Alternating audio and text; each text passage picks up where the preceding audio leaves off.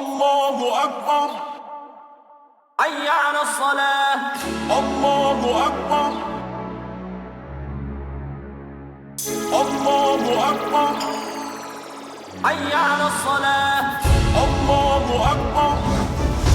Surely I have turned myself to thee, O Allah, trying to be upright, to him who originated the heavens and the earth, and I am not of the polytheists.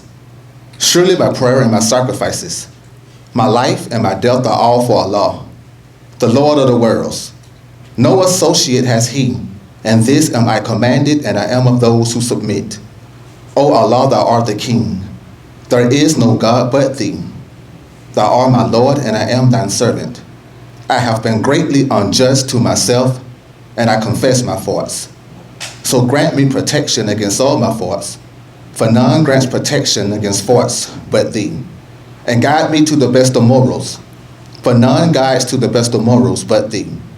And turn away from me the evil and indecent morals, for none can turn away from me the evil and indecent morals but thee. O Allah, bless Muhammad, and bless the true followers of Muhammad, as thou did bless Abraham and the true followers of Abraham. Surely they are praised and magnified.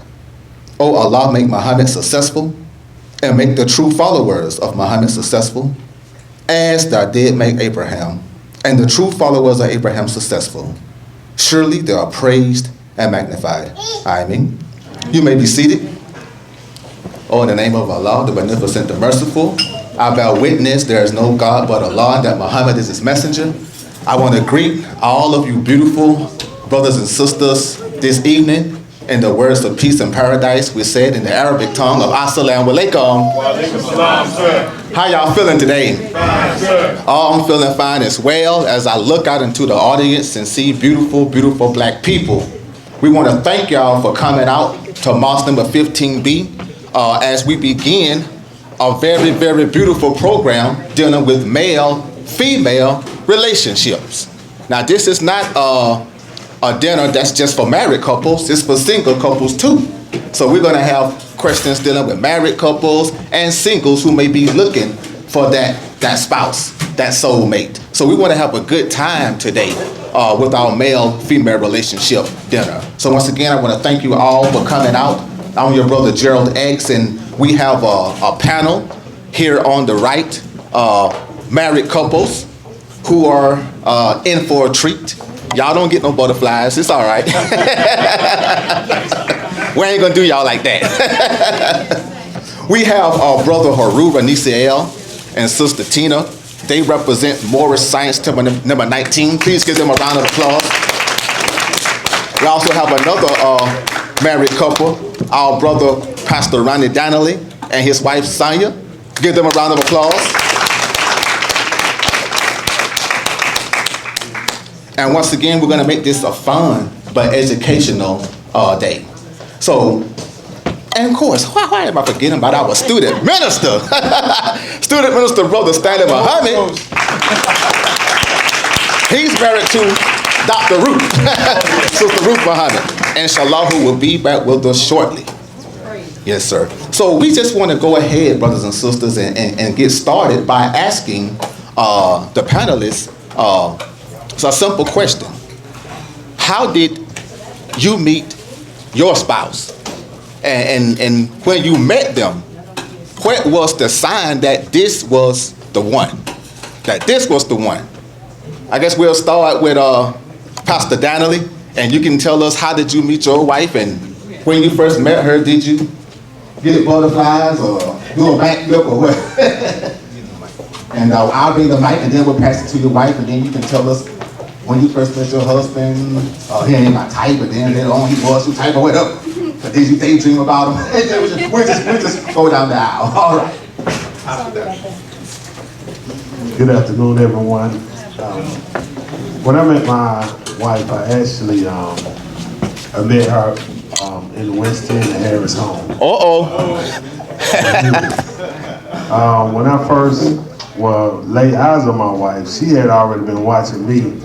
But okay. I just shook her head. She was already choosing. Okay. And, so I had went over, her friend used to always have some beautiful women at her house, and I went over to her friend's house. I was like, hey, you know, I'm gonna be a little, can I be transparent? Absolutely. Right. Like, hook me up with one of your friends. So she called my wife on the phone, and I said, she sounds sweet, everything, but I had never seen her, but she saw me. So, you know, of course, me being me, I'm like, well, I need to come see you tonight. And she was like, no, you can't come see me like that. You're not just gonna come up on and see me at my house. So we made plans to meet the next day. So I went over her house the next day, and I told my homeboy, I said, look, I ain't never seen how she looked. So in about 15, 20 minutes, I want you to page me. Y'all remember them pages? That's right. And I said, if she don't look good, if she's not beautiful, then that's going to be my excuse to leave. So when I first met her, she was so beautiful to me. I never forget, she had on a yellow short set. And I'm like, she like sunshine. Uh-oh. And when I first met her, she greeted me with a smile and a hug. And you know, of course, I didn't know that we were going to be married because we had a lot of odds stacked against us, but we were able to make it through. So I met my wife July the 21st, 1997. All right. Yep.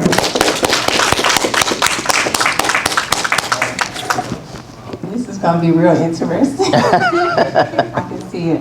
Greetings, my brothers and sisters. Greetings. Yeah, so as he kind of gave you guys a rundown, one of my best friends since like maybe first grade, she formally introduced us to one another.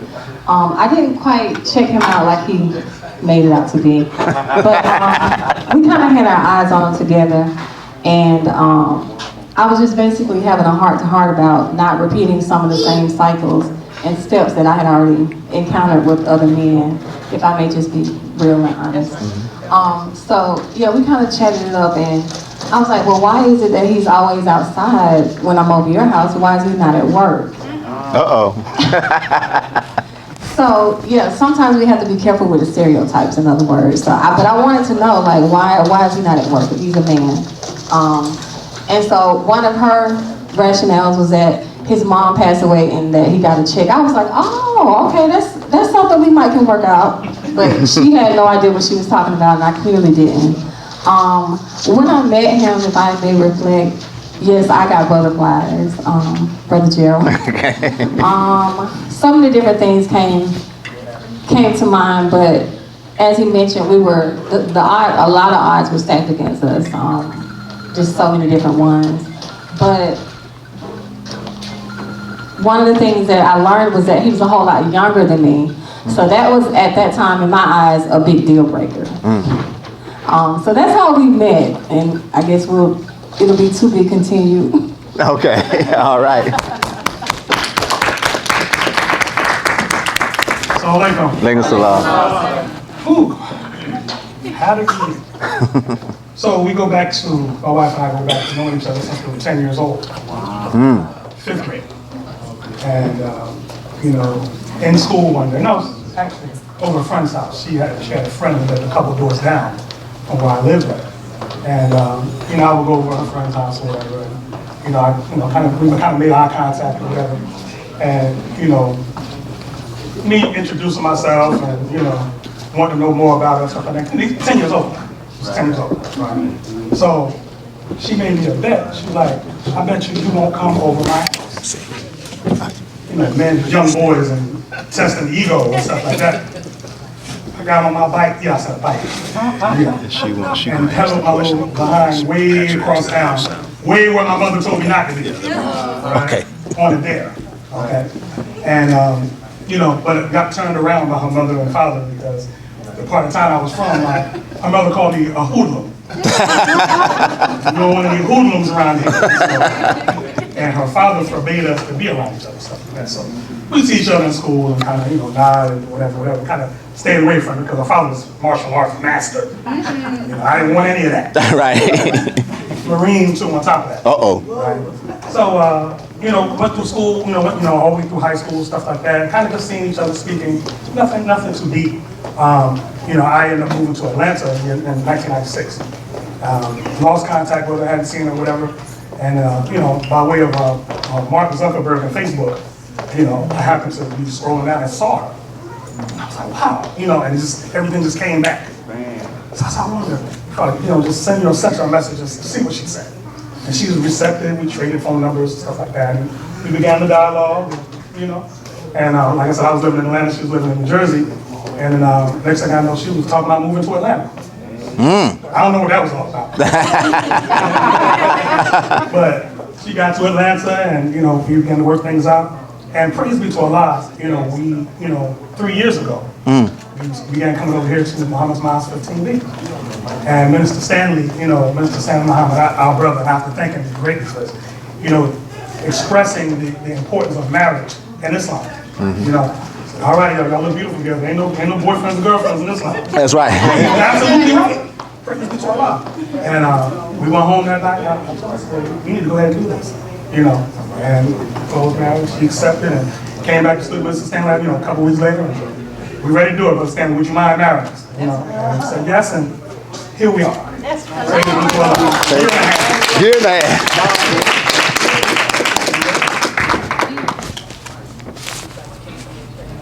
Oh, no, we ain't going to go on. I yield the floor. All right. Thank you. Y'all give the couples a hand again. You ready, Brother Michael? Not yet? Okay. So, wow. So, if there was, I guess, we're going to do an activity later, but right now, if there was a favorite song that you guys had, what song? You got my wife, she gonna... Sister Ruth got a question? How we met? Yeah, but we got to hear how Brother Stanley and Sister Ruth met, y'all. And we got Sister Ruth. She's on the line. We're gonna put her on speaker. Lord Akbar. Alaikum salam, man. Well, I would start off with saying that, Allah definitely brought us together. I was 16 years old. I was in search for my sister. I was looking to make sure that she was all right. And I was at his house. His sister and my sister were friends. And so I went to go to his house, not knowing that it was his house. And, check on my sister. And then we were getting ready to go out together, his sister, my sister, and myself out. And he happened to come that evening, late on that evening, and we saw each other. And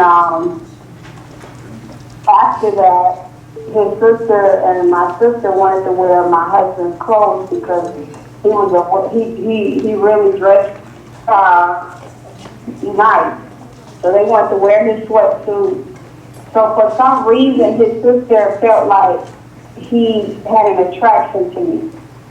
And so she was like, tell Stan to let him borrow his sweatsuit, She said, if we ask him, he's going to say no. But if you ask him, he'll say yes. I said, he don't know me. She said, I don't care, but he's going to say yes to you. I don't know how she, thought that or whatever. So I did. I went and I said, your sister and my sister want to wear your sweatsuits. And he was like, no. And then he said, and then we started talking, and he was like, okay, yeah, they can wear it. So he let them wear his sweatsuit, and then we started conversating. And then we stopped our conversation, and I was in the room, he was downstairs, and he knocked on the coffee table like someone was knocking at the door. And so we heard a knock. We thought it was the guys that were coming to pick us up to take us out. So we heard a knock on the door, and his sister said, can you please go get the door? And I said, yeah, I'll go get it. So I went downstairs and I seen him sitting on the couch, and I said, and I looked and nobody was at the door. And I said, why you didn't get the door? I said, you right here, you know? And he was like, because it wasn't for me. And he started asking me, you know, we started conversating. He offered me some oranges. And I said, okay, yes, sir. And, you know, I took some oranges. And we just started talking. And then after that, his sister told him to go take out the trash. And so he was kind of upset because she was like, take out the damn trash right now. Talking him crazy. And so then after that, we stopped talking. I went back upstairs. And, you know, that was the end of our communication. And after that, I actually worked at a Pizza Hut. And his mother was a manager at another location of Pizza Hut. And so she sent him to go get a job.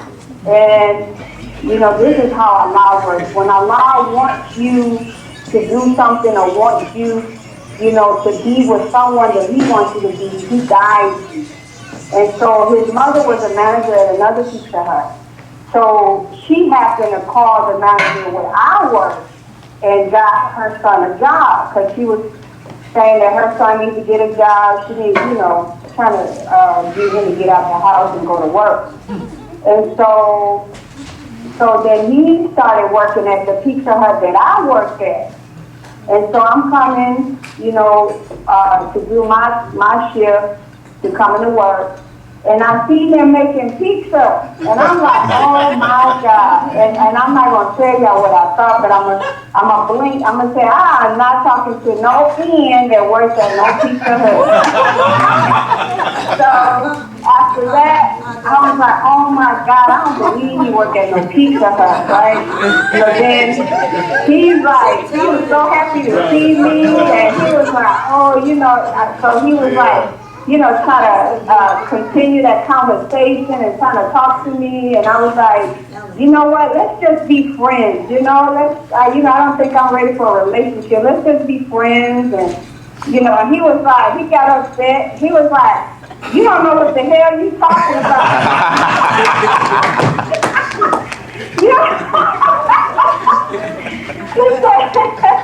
He said, you don't know what you're talking about, you know. And so after that, it was like, oh my God, what the heck?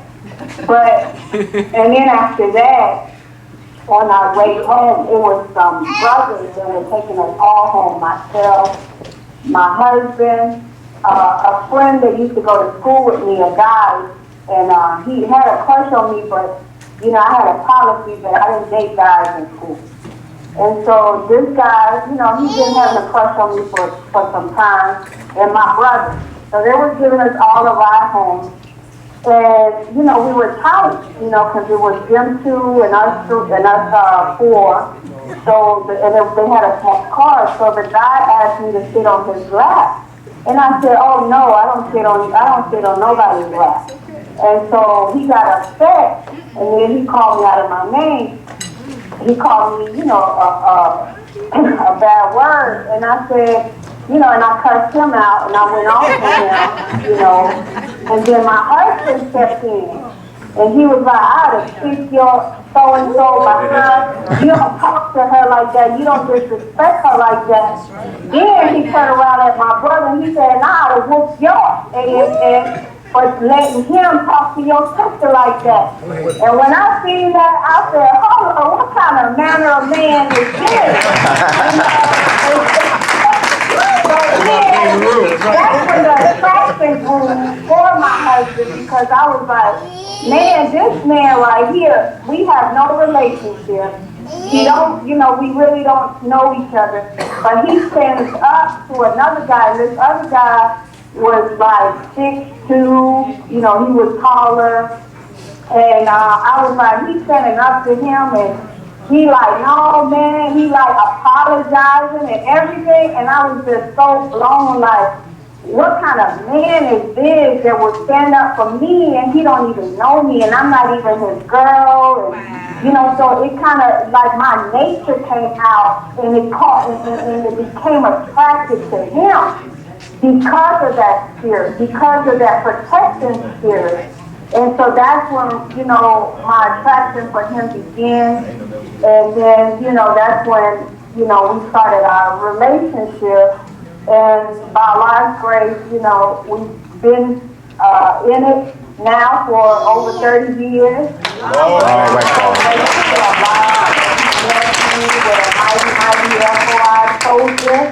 And I'm just grateful. And that's, you know, that's the beginning of my story. You know, he probably has his version, but that's my version. And so, you know, he's definitely been an angel to me.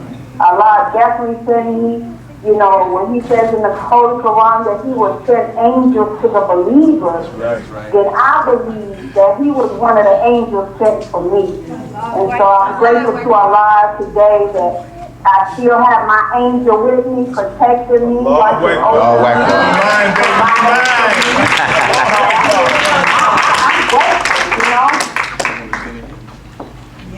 Yes, ma'am. Alaikum salam. Wonderful story. Beautiful story. All right, Brother Stanley, you want to share something with us? Allahu Akbar. Allahu Akbar. Well, I would say this, that my baby Ruth got it right. I couldn't have said it better myself. You know, she's my best friend. She's my partner. You know, she is someone that when I was 9 years old living in Virginia, I had a vision of her and didn't even know it was her. And after we met, later on, I realized it was her. And I told her that.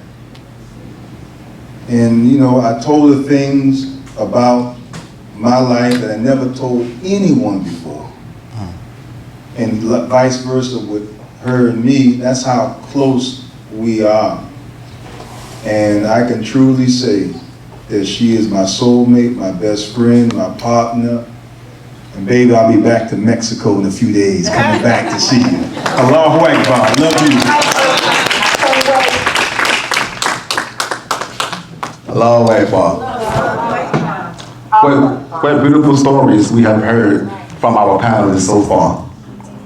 Now we do have a couple in the audience, and we do have cards for those who have questions. We're going to be passing cards around. So if you have any questions that come to mind, write those questions down, and we will take those questions later on in the program.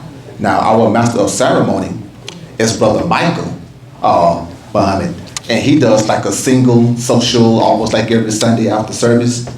Very interesting. He's going to be our master of ceremony, and while he's passing those cards around, Sister Sharita made a gesture at me, meaning you got something to say about you and your husband's relationship, right? She taking it first? Okay, yeah, I'll take it first. All right, this is our new ex too, y'all. Sister Sharita, obviously too. Assalamu alaikum, everybody. Alaikum salam. So, me and my husband, actually tomorrow will be our anniversary. All right. Allahu Akbar. Allahu Akbar. So, our journey has been a journey. It's really been a journey. Because when I first met my husband, we were actually working at Toyota in Mississippi. And he was on night shift, and at first I was on day shift. So I didn't want them to switch me and put me on night shift when I was just on day shift. Right. Like, I have to get used to a whole other shift. Like, y'all gonna put me on day shift, then why you gonna put me on night shift? Like, let me get used to day shift before you put me on night shift. So I was praying. I said, God, don't put me on night shift. I said, I want to let me stay on red team. I don't want to be on blue team. I don't want to be on blue team. Let me stay on red. So they said, our team leader at the time said, well, we're going to have everybody set up, whatever team you're going, you're going to be on red, you're going to be on red, you're going to be on blue, you're going to be on blue. Well, I said, I know I'm going to be on red. I told them I don't want to go on blue shift. So the next day come. Sure enough, they put me on Blue Shift. I said, I thought I told y'all don't put me on Blue Shift. So not knowing that I was gonna meet my husband when we were working at Toyota together. And my husband, he even said he ran into a brother that was actually there. He said when men, when they work there, they find their wives there. Every man that has worked there has found his wife. Wow. And Toyota, where we was working at. So, they put me in this certain position where we was making the new edition limited Toyota Corollas. And I had to make sure that the carpet gets delivered properly. I was still in training, so I really didn't have to do no hard work, just from 6 p.m. to 6 a.m. if they don't keep you at 8 o'clock that morning, because the Japanese, they weren't playing. So, that Wednesday was my last day shift, and then I think it was that Thursday they put me on the night shift. So I'm like, man, I gotta get used to this. So I get put on night shift, and I'm looking around in my area. I don't see the Japanese. Everybody just chill, relaxed, laid back. Ain't nobody looking at them and stuff like that. So everybody just doing what they want to do. I said, I like Blue Shift. So I'm walking around, and I go over there into my area, and my husband was already supposed to have been over there, but he had just walked away and was trying to figure out who is this new person over here in his spot when he take over it. So he's over there and he's peeping at me, and I'm over there just looking. I said, where's my partner? They're supposed to be getting the carpet and stuff ready. I'm supposed to help count it, but just where he at? I'm looking around and he already looking at me. I don't know. So he finally come over there. He said, what you doing over there? I said, well, I'm positioned to come over here and help you do what you're supposed to do. So I'm sitting at the time my husband had dreads. And it was crazy because I had already had my list out what I wanted my husband to look like, what my wants and what my needs. It was like something dealing with Dr. Phil. I don't know if y'all know Dr. Phil. Out here, you put your wants and your needs, and if your needs outweigh the ones, if he has a bad attitude from time to time, you can work through that. So I made my little list, and I had already forgot all about the list.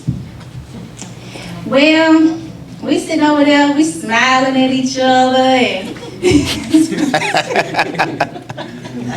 so he said, what's your name? I said, what's your name? So he was telling me his name, Ladarian. I was like, oh, okay, Ladarian. Okay, little fancy name, okay. And so he used to work out like a lot. And so his little uniform, you can still see how built he was. You know how women is attractive, So I'm sitting there and helping him supposed to count the carpet, and at the time we had like another partner used to come over there and toggles, the tuggies, it was something the tugger. So you come over there and you put some more carpet on that, and the person will roll it off and take it, put it in the new cars and get them shipped out for the next morning. So that fellow was trying to talk to me, but I wasn't worried about him. It was an old man trying to talk to me, a white man trying to talk to me, talking about something, I got a garden, you want to come up to the farmer's market? No. So I tell him everything, because it's like, we were naturally attracted to each other. So I was sitting there and I was telling him my experience. I was like, I always been done wrong, this and that. He said, I always been done wrong. I said, men always say it. So, and then my husband, he had a Mercedes at the time. I didn't know. So his car was having problems. So this is what he gonna tell me. He said, yeah, because we was on break. I said, I'll take you to your car, I had gave him something to eat and everything. He was hungry. I didn't even know he was hungry. So I'm we coming off our break or whatever. We driving back into the parking lot. I said, I'll take you to your car. So we pulling up. He said, yeah, I got me a Mercedes. I'm pulling up. I'm looking for the Mercedes. He said, I got a black Mercedes. I'm over here riding by, passing by and stuff like that. did we pass the car? He said, no, he said, the house I'm riding in my dad's car, but you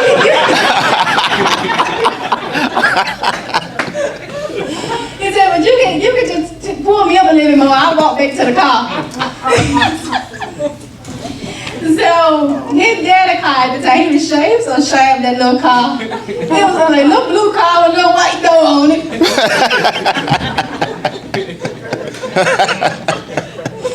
And I guess he thought that I wasn't gonna like him no more. And you can't have any more feelings for him.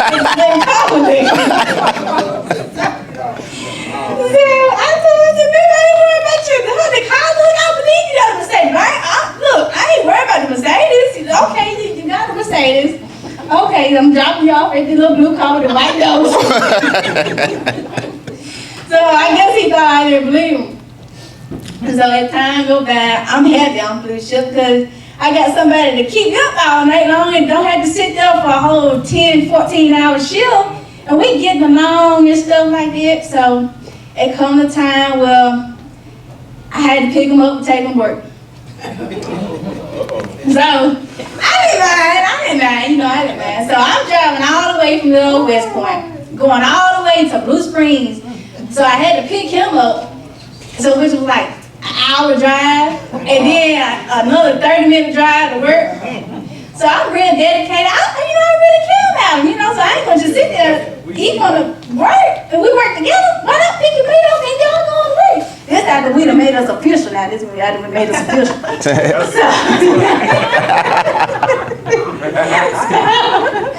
So we going to work and stuff like that, and it come a time where he's all right getting away back home, but it took a time where I had to start going back home, take him home, and pick him up, we going to work together.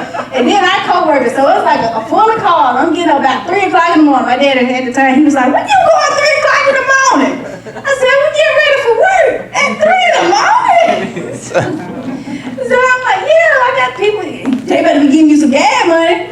So I'm like, "Yeah, it's all right." So as time went by, I don't know. I told my husband, I said, "You were the one for me." It was like, I just knew that. I don't know, it's just, you have that instinct, you just know, like somebody is extra for you. Absolutely. So, at the time my husband was doing music, oh my God. No, he did really beautiful music, very talented, very talented, very talented.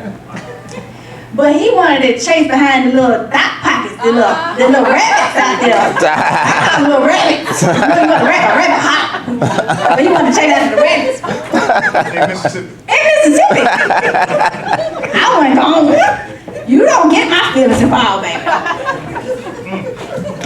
So he tried to cut me out, block me, and delete my messages, delete pictures, and I'm rolling up, knocking on the doors, and his daddy said, "Your girlfriend here."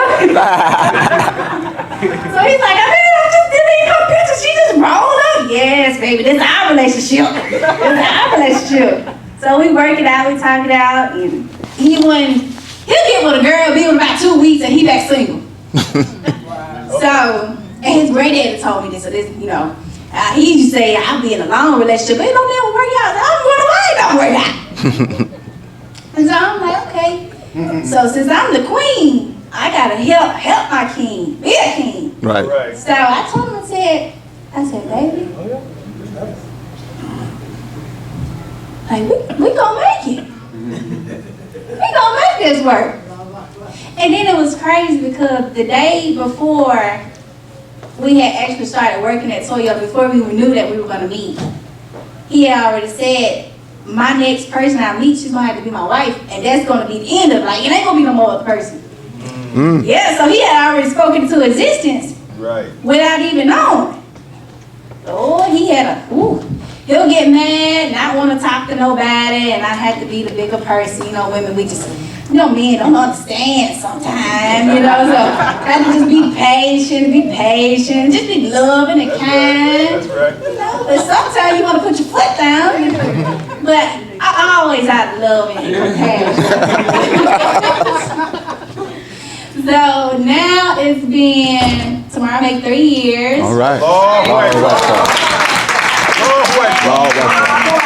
We have eternity to go. And I don't know if if my husband can explain this story better than me, I missed a little bits and pieces or whatever, I'm finna pass the mic on to him. Allah Akbar. Salam alaikum. So, yeah, the story was like that, and I did have a black Mercedes. It was messed up at the time, but I got it fixed. But yeah, so when we had first met, you know, before I got the job, I did put, you know, I used to put a lot of stuff on Facebook. I was like, you know, the next person I get with, you know, it's gonna be a wife, this and that. This was literally like a couple days before we had met. And I was at the job, you know, and like they had me working with nothing but females. So, you know, I was talking to them, they hyping me up, I'm hyping them up, this, that. And, but I never did, you know, because when I went there, I was like, I want somebody that I can actually be with, you know. And then I seen this one girl, she was attractive, but I was like, I got to hearing. She was attractive. She was a beautiful sister. You know, she went, you know, and people got to telling, I got to hearing like her history, you know, they were like, man, that girl, wow, this, that. So I was like, no, I don't want no business. So, it was just one day, I'm walking over there to, you know, my little station where I work at, and I seen Sarita, and I was looking, I was like, who is that? And so I went over there and I was talking to her, you know, and I was like, you bring your phone out here? She was like, yeah, you want my number? I was like, yeah. And so so like the next day, it was another dude, he was a tall dude, he was trying to talk to her. I could kind of tell because I was looking, you know, I already had my eyes on something, like, who else trying to talk to her, you know? And the dude was like, hey man, she already called you baby already. I was like, yeah. So, you know, and that first night I had met her, I didn't bring no food. I think I forgot or something. And Sarita had a hot pocket. She was like, you hungry? I was like, yeah. Hot pocket. She gave me the hot pocket, I ate. Then she took me home, everything. So, I was like, man, but, you know, at the time I was doing music and I was still like, I was still the same person, you know, because I was the type of person I talk to you for a little bit, you know, leave and go do the same thing over and over and over. And I was still just my same self, you know. So when I met somebody that really wanted to be real with me, it was hard because I was so used to that. Just by the time when I left it, when the check came up. Well, I ain't got, what I'm gonna say about that is, I figured out that she was very trustworthy because I thought she was lying and stuff. Thought I had kids to check now. Yeah. I really lost that. I thought she was lying to me, but I figured out over time that, you know, I figured out over time that she don't lie. She didn't lie to me, you know. But I was, like I said, I was still myself, so I was doing music, and I was doing music for a while, so, you know, I had a passion for it. I was like, you know, really doing it. And I knew that she was a good person, and how I was like, man, I don't want to hurt her feelings, you know. Stay hurt my poor little feelings. And I used to literally, like, break up with her every month. Every month? Like, I couldn't make my mind up. Like, I'd be like, okay, yeah, I'm gonna be with her, then I'll be with her, and I'll get to doing music, and I get to thinking, I'm like, nah, man, I can't do this no more. Send her a long message, then she get to popping up on me, doing, it was one time, literally, I was at work, and I'm leaving work, you know, and I see her cousin bringing her to my job as I'm leaving out. I punched the gas. I went to the house and parked my car behind the house. So my daddy, you know, Sarita came to the house, and I ran in the house. He didn't know what was going on. He was like, son, what's going on? And then somebody chasing me. So she came to the house, and I'm sitting in the room. I'm like, man, I hope, you know, he don't have my back. So he ended up talking to her, and I'm thinking he taking up for me, but he actually pointing in the room. Sarita come in there, I just started laughing. I couldn't do nothing but laugh, and then she started crying, this and that, you know, and I was like, oh man, I can't get away from that. And then I was like, you know, I came to a point where I was like, hey, look, I'm not gonna leave you no more. And I haven't, you know what I'm saying? And we've been together ever since, and the story is really amazing because like she was dealing with cancer for like, what, 3 years? Cervical cancer. And she didn't think that she'll be able to, you know, have a child. So she was telling me, I know in the future you're gonna want a child, this and that. And then with her situation, so I used to go to the doctor with it and stuff, and you know, it was getting worse and worse and worse and worse. So it was one day that I didn't go, you know, and I was like, hey, just keep your head up, keep praying, this and that, blah, blah. And she went that day, and the doctor, you know, knocked on the door, and it was like a different knock than what the doctor always, you know, what he always did. And he came in, he said, I got good news, you know, the cancer gone, this and that. All right. So time went by, and then we ended up getting married, and we had got a home back in Mississippi. We had got, you know, that was our first time living together. We had got a house together, and then I was on my way to work one day, and I was praying. I was like, God, you know, I do want to have a child one day. You know, at least let her be able to carry a child one day. So literally a month later, she was pregnant. All right, wow. Real right here. And you know, it's just been a beautiful story, you know, and still, you know, us as men, sometimes we ain't come from that, cause my mom and dad, they separate, you know, and then just coming up as I did, you know, I be needing like men in my corner, like cheering for me, like, yeah, brother, you doing good, this and that. But I can't talk to my daddy like that. He's like, yeah, son, I'm proud of you, this and that, blah, blah.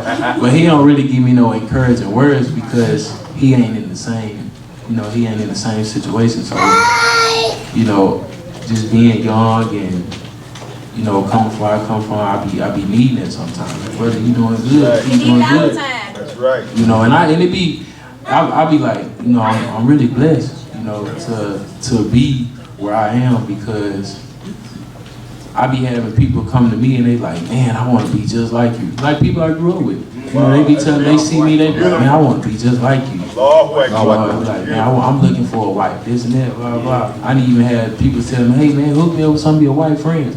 My wife don't even have friends. You know, ain't nobody on her level. We trying to, you know, we like advanced in people on our, you know, at our age and stuff like that. So, but it's been a beautiful journey, and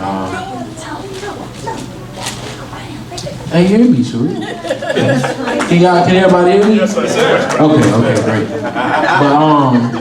But yeah, it's been an amazing journey, and you know, I'm just thankful. Like I told her, you know, even though as a man, sometimes we get, you know, we have our moments, you know, we like, you know, you just have our moments, but I still tell her, you know, every day I wake up, you know, I still pray to God. Even this morning, you know, I pray to God every day. I tell God, you know, thank you for my family, thank you for my wife, you know, thank you for everything. So, you know, it's been a beautiful journey. All right, wow.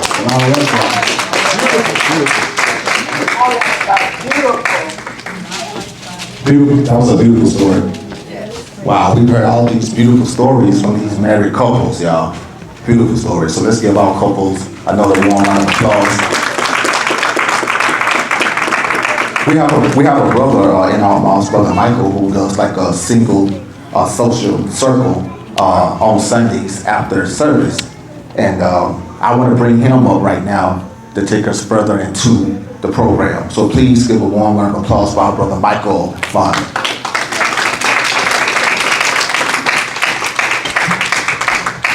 In the name of Allah, the Beneficent, the Merciful, I bear witness there is no God but Allah, and I bear witness the Honorable Elijah Muhammad is His exalted Christ. I can never thank Allah enough for His coming in the person of Master Fard Muhammad, and I am forever grateful to Allah for raising up in our midst a divine leader, teacher, and guide, and the Honorable Elijah Muhammad, and for him leaving us an example and extension for us to continue in the path of righteousness. And the Honorable Brother Minister Farrakhan, as in those names, I greet you in the greeting words of peace of Assalamu alaikum. You know, every, can't, okay. They adjust it for you.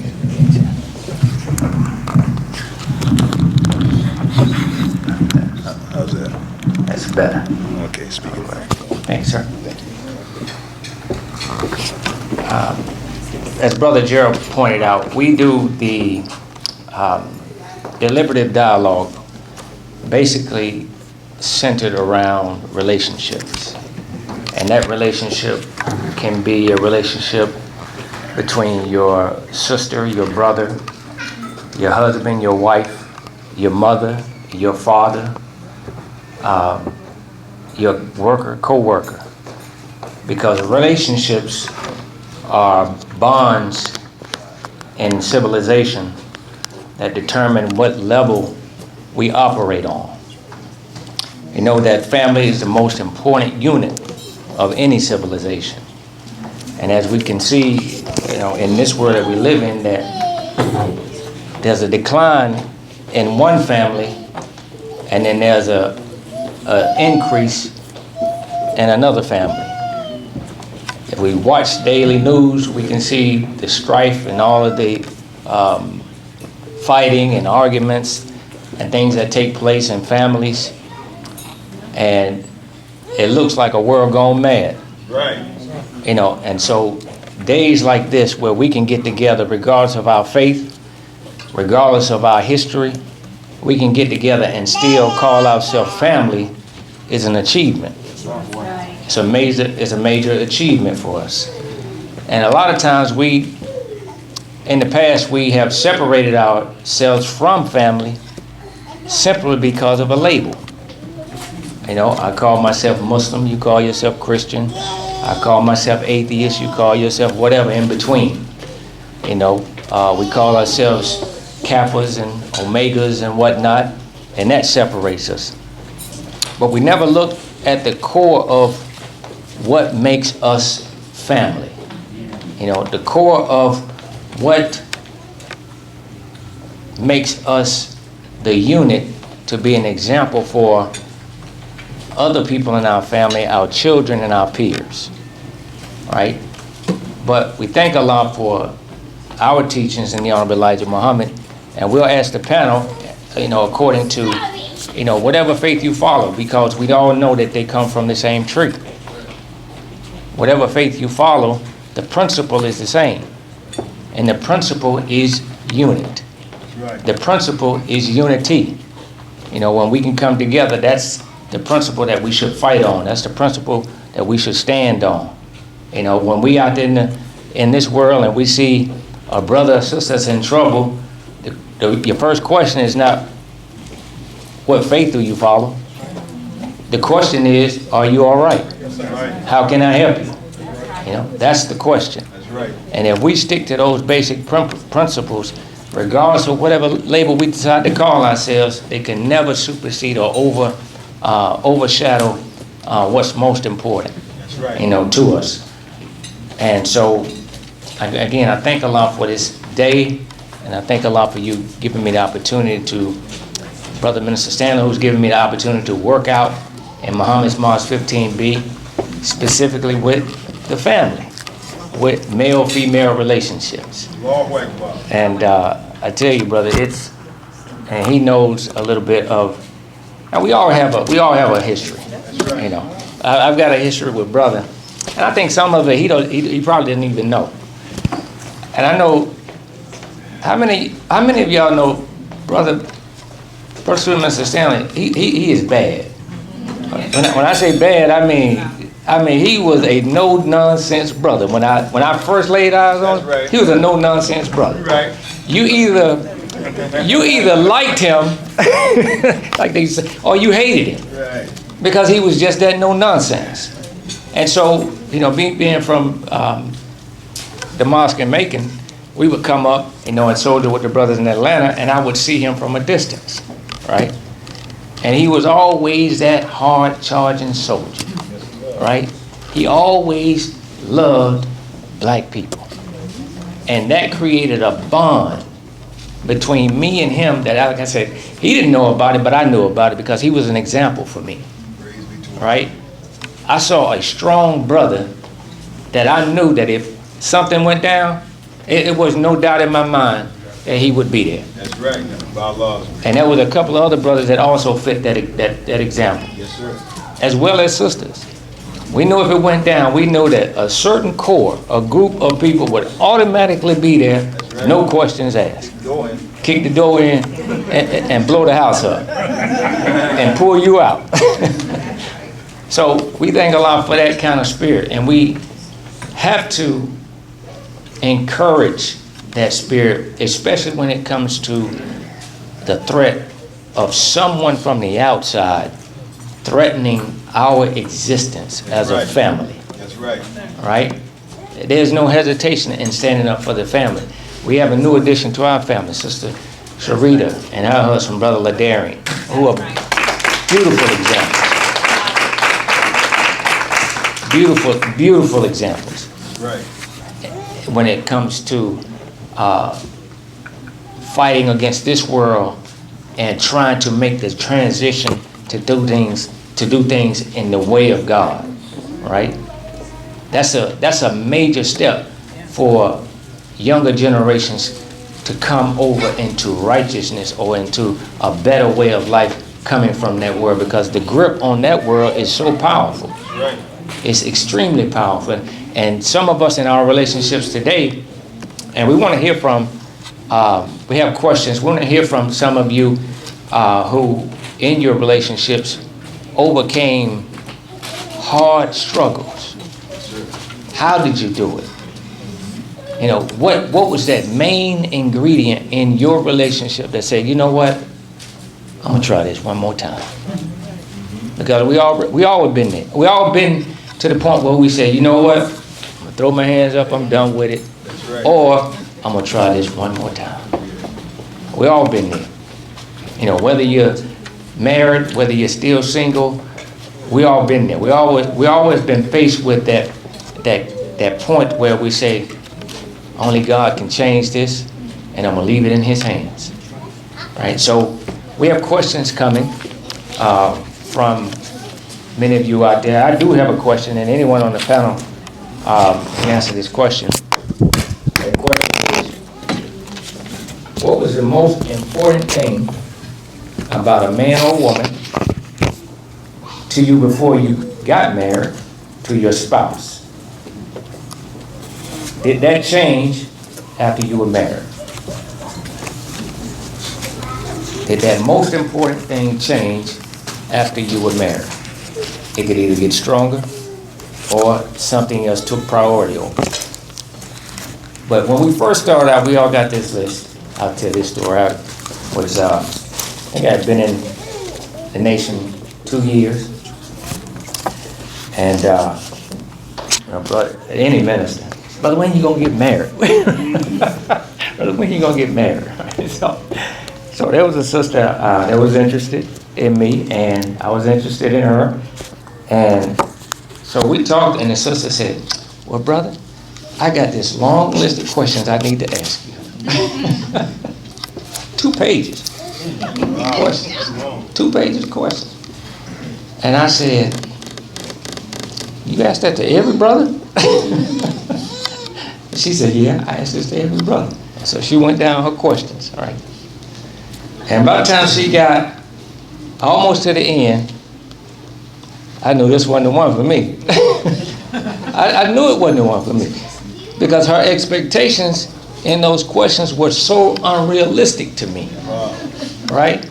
And I think sometimes we set up the bar, I'm not saying we set up for mediocre, but we set the bar up too high that no one can reach it. Right? And then we forget where we are on the bar. Right. Right?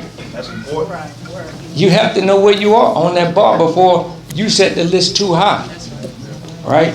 That's just being real. And so I declined, and we parted our ways in a very civilized way. Right? And I think she married another brother, and I think it ended up in divorce. To that point. But the point I'm making is that sometimes that when we do things in the beginning, we find out that reality is something different, right? It's always good to have expectations, but we have to manage those expectations. So if anybody from the panel would like to take that question, or anyone that's married would like to take that question, what was the most important thing about a man or woman that you met before you got married to your spouse, and did it change after you were married? I naturally had to be attracted to the person that I was going to be with.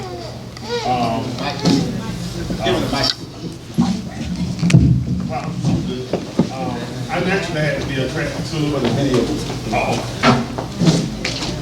I naturally had to be attracted to the woman that I wanted to be with. According to, the world's view, she had to be fine and beautiful. And, that was one thing that had to be, for me, I had to be attracted to her. But it wasn't only that I was attracted. When I first met her, I was attracted to her physically, but I got attracted to her spirit. After being with her for a while, we didn't have intentions on probably being together. Of course, for me, being a man, I was just like, there's gonna be some action for me, if I could be real, and it wasn't a thing, of course, we taught on the streets to try to see how many women you could be with, and and that was my thing going into the relationship. It was, let me see if I can be with her. But, once we began to talk, and she had such a wonderful spirit. She was sweet, she was kind, she was loving, she was giving, and she was a very, very beautiful person inside and out. That's what the attraction really was that allowed me to fall in love with my wife. So that's what it was for me.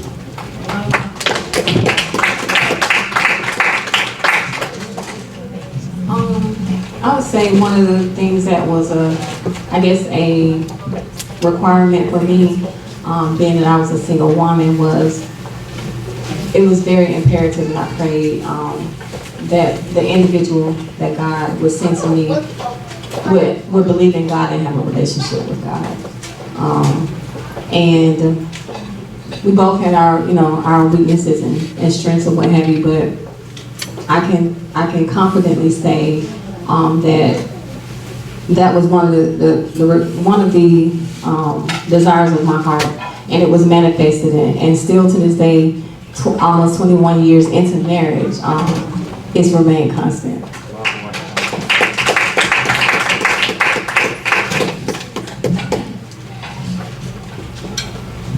Assalamu alaikum. Myself, it was my unrealistic expectation was no contention, arguing and all that type of bullshit, But, and it's because I come from a background where, in my home growing up, there was a lot of that. There was a lot of, my older sister would have boyfriends that would come over and beat on her and stick you and these type of things. And I was too young to repent, I was too young to do anything, my mother having boyfriends and stuff like that, they talk to her kind of way, those type of things. So, growing up, I didn't realize what that was doing to me. It made a set of mechanisms in my mind where, when it gets to the point where it's like any form of contention, so I'm arguing about, I'll just check out, whether it's mentally or just physically, But, the closer I got to Allah, and, reading a lot of scriptures and stuff like that, Quran said that, do you think that you say you believe and not be tested? So the test is part of the unfoldment. The test shows you where you're at in the relationship, and the change cannot take place until you are tried. You see? When you're being tried, it shows you where you're at. Right. And that right, that. Right. You see? So, because I'll be a witness to this brother right here. But that was my main thing. So, in our relationship, like my wife, is a very direct person. She's very, you don't have to figure it out. She opens her mouth, you're gonna know exactly what's on her mind.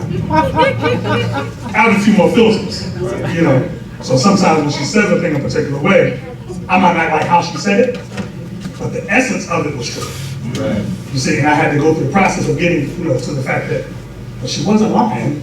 Right. She thought enough of you to tell you the direct truth. Right. So how can you be mad at truth? Right. So I had to grow.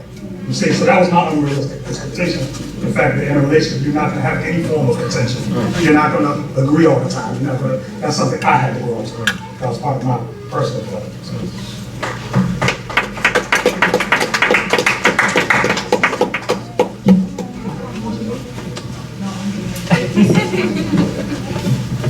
When Ruth and I was the Muslim, y'all, what y'all know.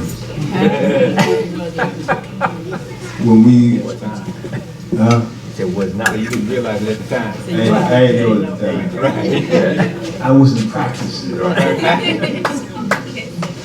So we was talking, right, in the apartment up on Derby Road, Sierra Townhouse, and she asked me that I want something to eat. She's gonna go to Burger King right here. I said, no, I'm straight. I ain't no money. I was broke. But I didn't want to tell her that. That's right. So she had some riding boots, and she kept her money in her riding boots. She pulled out some money, because she's a waitress, she had a lot of money. I said, I got you. And when she said that, that's the answer to your question for me. I didn't realize at that point, but I really was looking for someone that loved me and cared for me. You see what I'm saying? I didn't want a selfish person.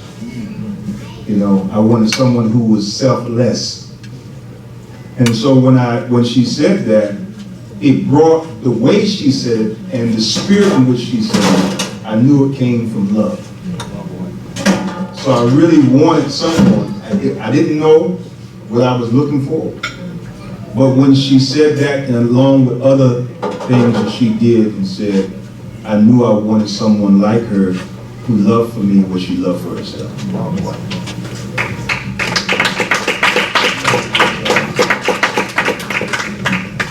God answers prayers. That's right. Regardless of where we are in our life, if we're sincere, He answers that prayer. And a lot of times, us through our impatience, lose out on the prayer.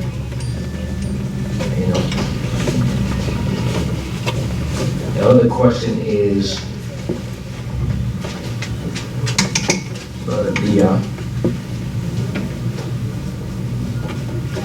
what challenge did you overcome to let you know that you would make it? And then he asked, what goals do you look to accomplish together? And that points to a man having a vision for his family, right? Because there's always things that we have to overcome in order to make the union, And after we make the union, the next question is, what's next, right? And being that the black man has been beat up on day and night, in this world, having not enough time to focus on his vision because he's fighting with his enemy, and not to take away from the sisters, because they're there too. The question is, now we got two battles to fight, right? The battle for our liberation and freedom, right? And our manhood. So we have to set realistic goals for ourselves, for our families, right? And so after you got into your union and consciousness, and that's a big part of it, because a lot of times, like Brother Stanley said, I wasn't a practicing Muslim then, but I got around to it. So once we come into consciousness about the reality of God, we get into consciousness about the feelings of our spouse, right? Sensitivity of our spouse, the needs and the wants of our spouse. what goals do we now begin to set that we may leave a better example for our future generations? Because we have to be on terms of elevation, right? We have to be on terms of bettering our lives. The reason we get together with somebody else is to make our lives better, right or wrong? Right? We don't want to do bad. Like they say, I can do bad by myself. You know, we can run down a list of songs that people that are doing bad by themselves, right? They just can't get it together. So the union brings us to the point of where now, instead of hopping around on one leg, we can walk on two, right? So, and we set goals. Did anyone specifically think to set a goal with you and your spouse, sit down and talk with you and your spouse after you made that union? Anybody want to answer that? That comes from Brother Beyond.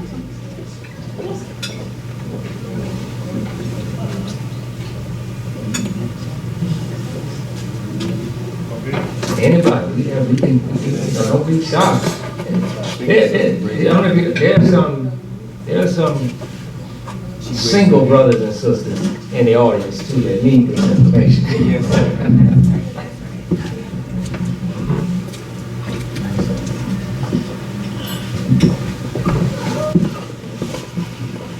Assalamu alaikum, my sisters and brothers. One of our goals that we set for ourselves is to set time for ourselves. A lot of times he works from sun up to sundown, and then he comes home, all he wants to do is sleep.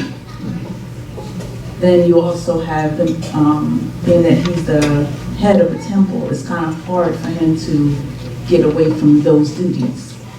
So for us, it was the time, because I wanted my day, my time. I didn't want him to be on the phone with anyone. I didn't want him to be, talking to anyone. I needed that time. And the more time we spent together, the stronger we became. Because at one point, it was like day in and day out, elder people occupied his time. And then there was nothing left for me. So I think time.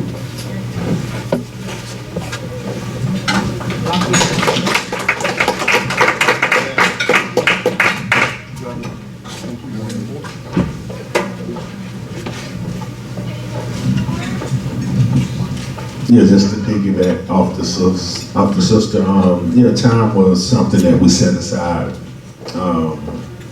for each other. We set one day aside a week, regardless of what was going on.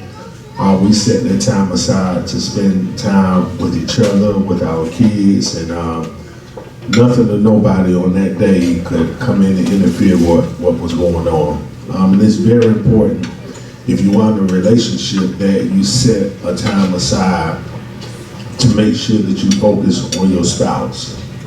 Make sure that it's the smallest things, like for my wife, she likes SpongeBob candy, okay? So just to let her know I'm thinking about it on my way home from work, spend $2, buy a bag of candy.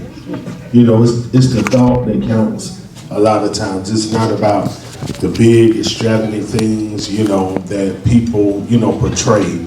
But it's about the small, little things. Like, every time I get off the phone with my wife, I say, I love you. Little things like that. I still tell my wife, we've been married for almost 21 years, I still tell her that she's beautiful. I still tell her she's fine. I still tell her she got it going on.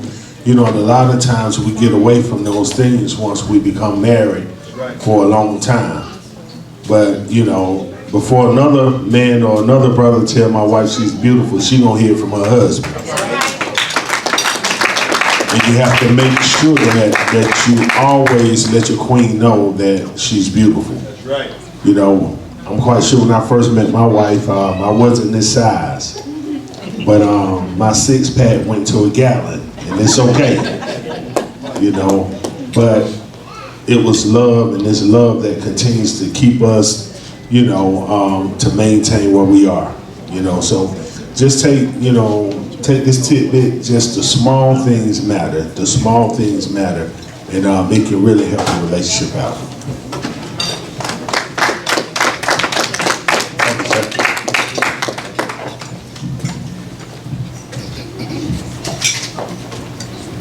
I know the Honorable Mrs. Farrakhan said that to have a balanced relationship, you have 7 days a week. He said, work, brothers, hard 4 days out of a week. Just go all out for your family. Make whatever money you gotta make, do what you gotta do. The 5th day, just you and your wife, the whole day. Turn your phone off. No appointments, no nothing. Just you and your spouse. The 6th day, everybody needs some me time. Let the church say amen? Amen. Mosque say Allahu Akbar? Allahu Akbar. Who don't need some me time? You need to do that. You need to focus on yourself. Because sometimes you let yourself go and don't even know it. And then the 7th day is the whole family, children, everybody. And you ought to spend a whole family day. That's the balance that was given to us by the Honorable Mrs. Farrakhan. And trust me, a man with 9 children, with a wife, you know, for nearly 30 years, it works. It's a wonderful balance. And she never complains because we always follow that balance from Honorable Mrs. Farrakhan.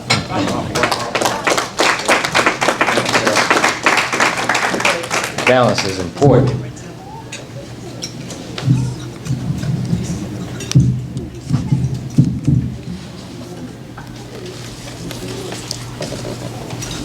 How can a husband be his wife's best friend?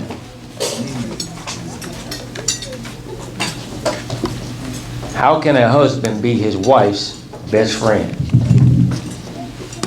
Can he be comfortable with sharing his feelings? Well, he can. He can be comfortable. What gets him to that level of comfort is the question. How can a husband be his wife's best friend? I'm going to read something from the Holy Quran that Minister Farrakhan gave us in a lecture he did on marriage, emphasizing the essence. We're created from Allah, both male and female. And in that creation,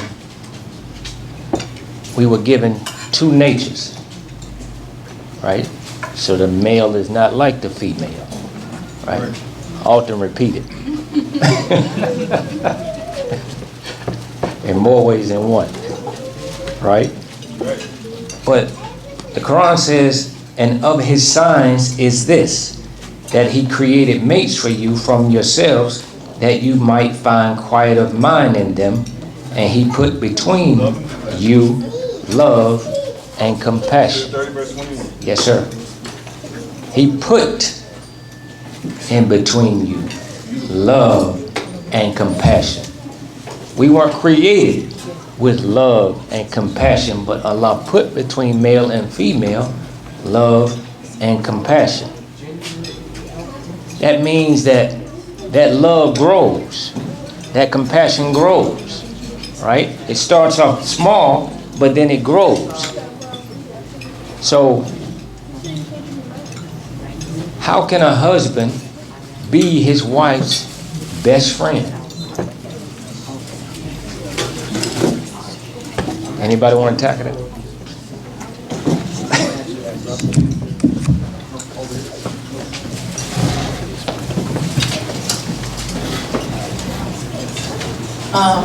I know for me it's transparency, because through transparency you're getting the feeling that you can trust. You're getting the feeling that that person is involving you in their day-to-day activities. You don't want to hear what's going on with them from your children or hear about it after it's been done. You want to be involved. And that's where the transparency comes in. So when someone is transparent with you, you get the feeling of belonging, and you're able to grow into oneness with that person, and that's where the friendship starts to grow. And so I know for me, it's the transparency that will make my husband my best friend.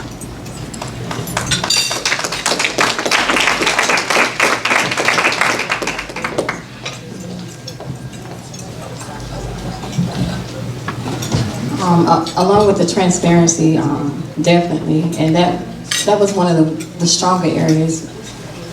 If I would have to pick and choose, like between my husband and myself, that he portrayed, with just being more open-minded or being more welcoming to new things or different things, and me on the other hand, just kind of wanting to be safe or sticking to what I know works, not wanting to get my feet wet. Along with that, also. I would say from my experience of my husband being my best friend is that he got to, I think it's almost like as if we learned to study one another, to find out what makes us smile, what makes us melt.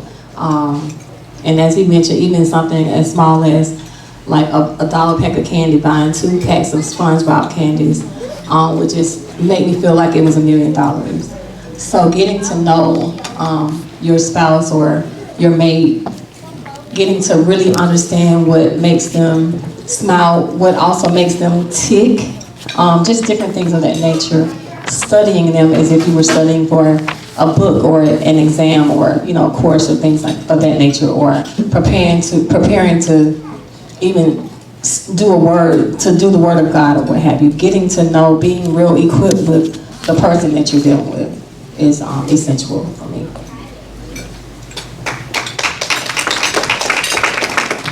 I would also say that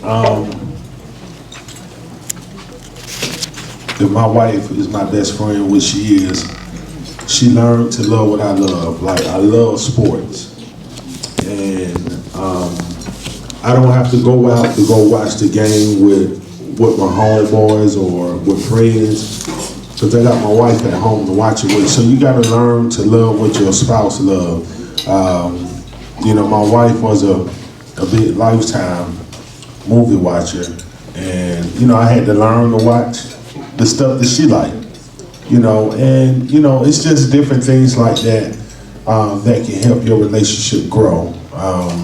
We've been doing it for a while, and it does my heart so good to know like my wife know what a touchdown is, or know what a field goal is, or know what 3rd and 4 is. If you know what football, she know what a 2-point is. She know what 3-point is in basketball. She know what a home run is, and that means the world to me, as a man. So, you just need, in order for your relationship to grow, you got to learn. You have to learn to love what your spouse loves, and I think that's a very key point in having a successful relationship, because you can get bored. Let me tell you, it's a lot of people that's married that's alone. That's right. I want y'all to hear me out. It's a lot of people that's married that's alone. They empty, they feel like, they're just going through the same routine. You go to work and come home, and I go to work and come home, but there's no relationship there.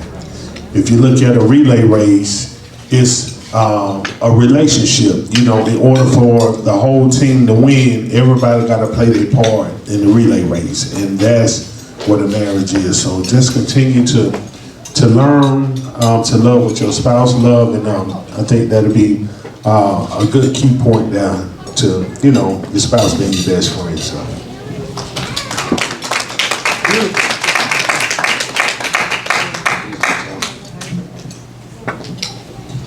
I would say listening and observing. A lot of times, a person may not know how to tell you directly what they want out of a relationship, whatever. But if you listen to them long enough, you'll pick up key points. So that's interesting. You make your own list. And then you start, the things that they may be deficient in, or things they've always wanted in a relationship and never had, you can turn from a sincere place, not a place of manipulation, but from a sincere place, start catering to those things to help fill that voice. That person can, feel like that, you are invested in them. Observation is key too, in terms of just watching how they move on, if it's something that saddens them, take note of that, and how the depth of the sadness and so on and so forth. Something makes them happy. Like, oh, I made that person laugh. You surround the person with more of that. So my humble assessment, I would say, yeah, definitely listening and observing. Beautiful. In the Bible, the book of Genesis, it talks about Adam and Eve. And the first thing that God gave Adam was an assignment from himself. At the point that he had a job from God, he said, I'm going to give you dominion over the fowl of the air, the fish of the sea, and everything that creepeth upon the earth. He put him in the garden. He told him to dress the garden, till the garden. But he needed a helper, and God says it's not good for man to be alone. And at that point, that gives you the nature of the man and the nature of the woman.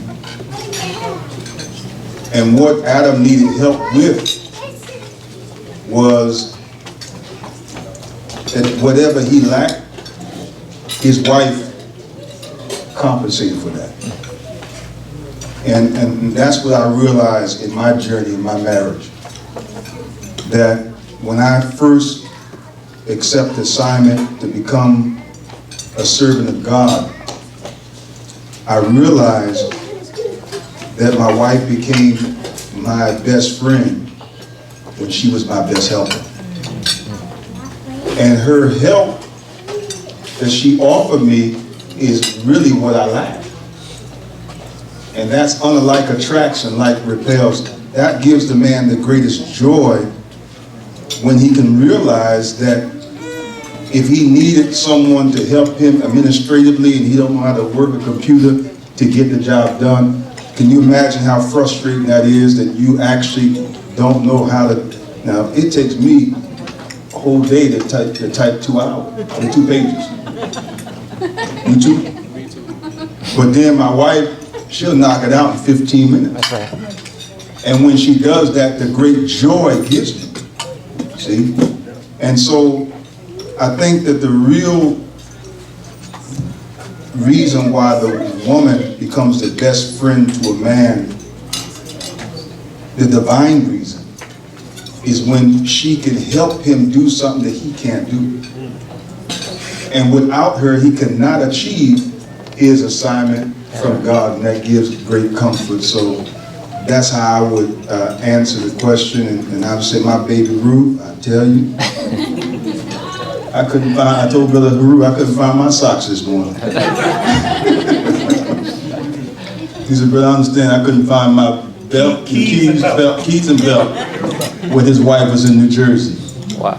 So I thank Allah for the woman of God, in my life, my baby Ruth. She is my best friend because she is the best helper. And I'm going to tell you this one thing. This is what the minister said.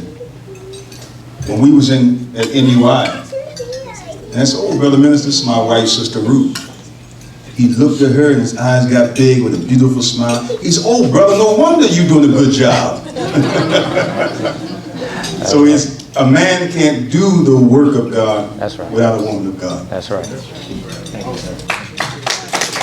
Yes. The woman is the consoler, right? There's nothing that consoles us better than a woman. That's right. That's the truth. You notice the enemy created what's called the console, and that console is your entertainment center. That's right. The TV, that stereo, Xbox, Roku. Everybody ain't paying for cable. But in that console is what we have been accustomed to running to every day. Right? Under stress. But there's nothing more key, right, than a woman that knows where to touch her man, right? Where he hurts it, because she knows how to apply the right pressure to get him back to the right state. Absolutely. Right? So a lot of times when we think we find comfort in these devices, it's right there next to you. if we keep in mind that that's her nature, that's her purpose, right? And so we have another question, and this question probably is more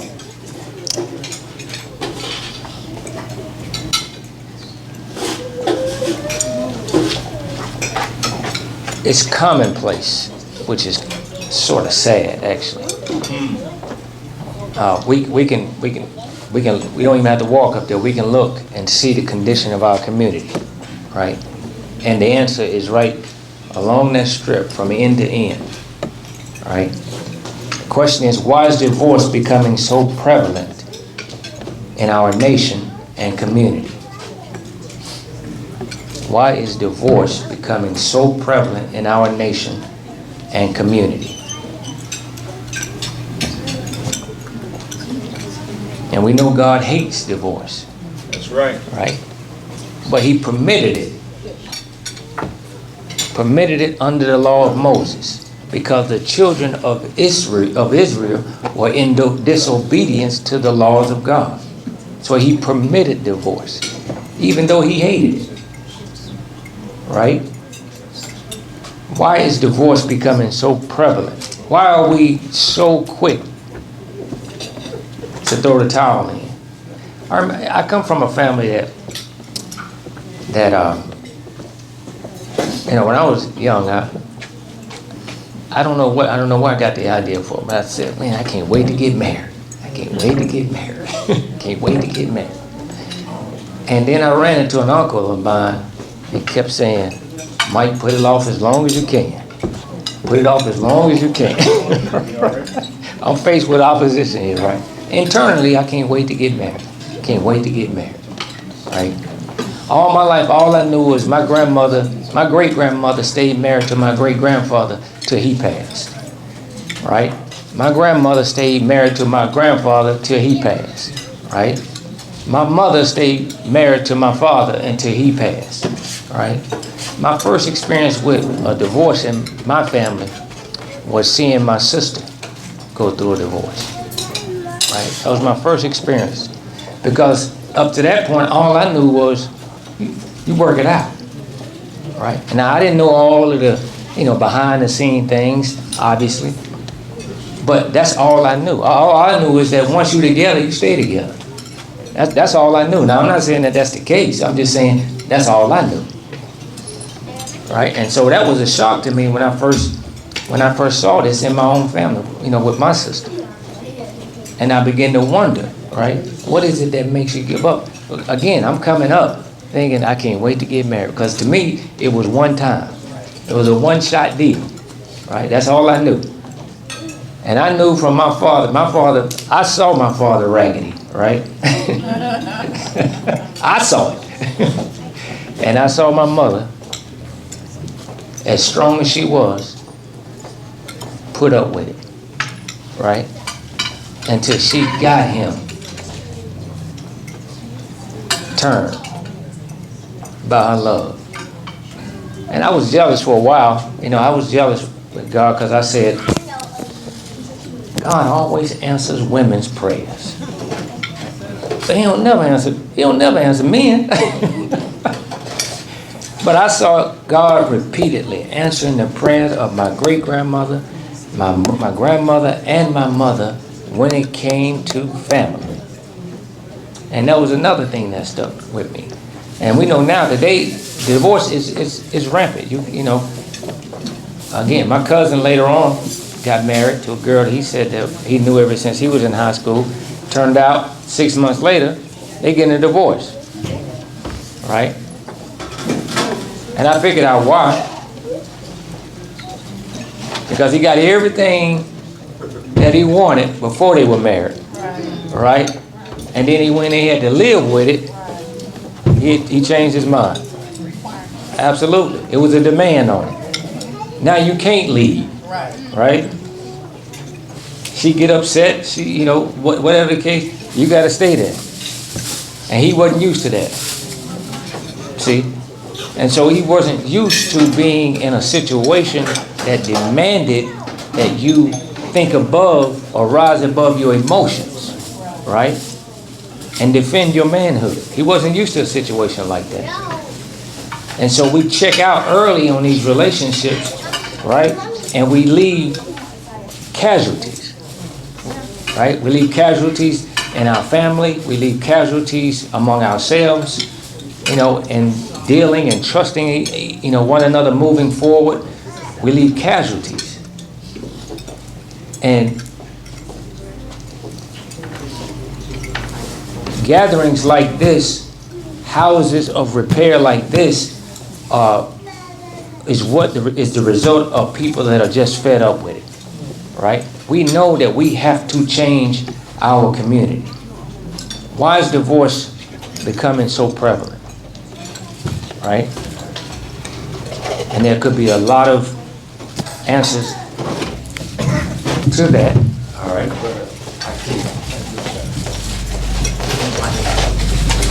Assalamu alaikum. I'm going to stand so you can see me and hear me a little better. I've been in the Nation of Islam for some time. And speaking from the nation's point of view, me coming up in the nation as a young brother, I've seen a lot of divorce and separation in the nation. And one of the things in the Nation of Islam that I see that the new believers coming in, especially the single ones, need to correct and look into is this. We have what is known as restrictive laws. No fornication and adultery. We all know what that means. A young brother, a young sister, they come into the nation, they say, wow, I'm under a law. So the only way that I can have a relationship sexually, I have to get married. So now you come in with that mindset you're marrying for the wrong reason because you let your lower desires control your mind. That's right. Then what happens is they get married, and after 10 or 15 minutes of sex, now that's over, now where are we going? Then we get to learn about each other, and we say, wow, who in the hell is this I married? I've seen marriages fall apart. I would say this for the new people coming in. Marry Allah and His Messenger in the Honorable Minister Louis Farrakhan. And through patience, Allah will guide the right one in your life. Now check this out. My wife and I have been married going on 10 years. We're newlyweds, but I'm not new to the game and neither is she. My first wife, who was an MGT, we were married for 25 years. And I was trained in the nation that a father does not leave his children. We are taught that a man should be in the household.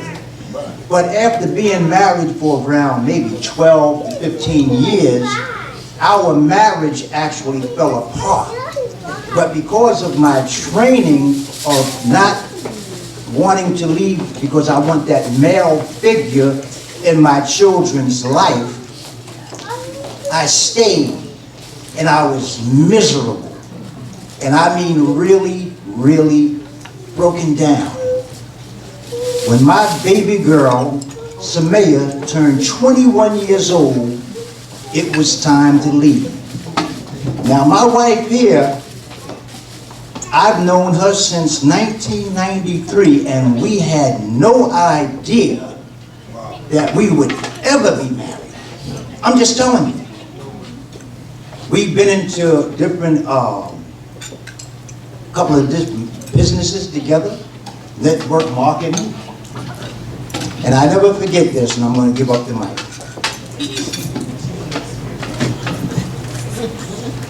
It was the Day of Atonement, 2009. My wife had stopped coming out to the mosque for about a year or so. And I was living upstate New York. And back in those days, when the Day of Atonement came, the Honorable Minister Louis Farrakhan would always have a believers meeting on that Saturday, and then we would have the Day of Atonement that Sunday. I wasn't going to go to the believers meeting, but something in my mind told me, let me just go to this meeting. My wife, the same thing. Something in her mind told her, I haven't been out in a while, maybe I should go to this believers meeting. So we go. After the meeting is over, I'm out on the sidewalk and I'm selling my CDs and DVDs. I'm always selling something, you all know that. And when she seen me, her face lit up because the mosque had practically changed over. It was a bunch of new brothers and sisters in there. So I was a familiar face. Her and I had been in a business that a partner of mine introduced her to called YTV, a network marketing company. So when she came out and she seen me and her face lit up, and I saw her, I said, well, well, well, if it isn't Mrs. YTV herself. And we greeted, and I said, well, sister, I'm involved with another business I'd like to, share it with you. And I shared the business with her, and next thing I know, we started communicating. But we were being attracted. Come to find out, now I can say this testimony. My wife and I, Allah bless me, I went through 25 years of pure hell. But through sacrifice and patience and struggle, He blessed me with a queen. We are like fist and glove. She's my soulmate, my best friend, my business partner. We like everything. We don't argue. 10 years. We don't argue. She get upset with me, no words. She'll go in the room. I know when she's angry with me. She'll just go in the room and be quiet. And that's it. But Allah's blessed me with this beautiful queen. I mean, we have the same mindset. We like everything together. We like the same music. And most of all, she is a devout follower of the most honorable Elijah Muhammad and Honorable Minister Louis Farrakhan. So am I. And that brings the union. See, you got to believe in the same God. Yes. Because if you don't believe in the same God, that brings disunity. That's why the Quran says the believing men for the believing women and the believing women for the believing men. So I pray that you got something out of that. God bless us all.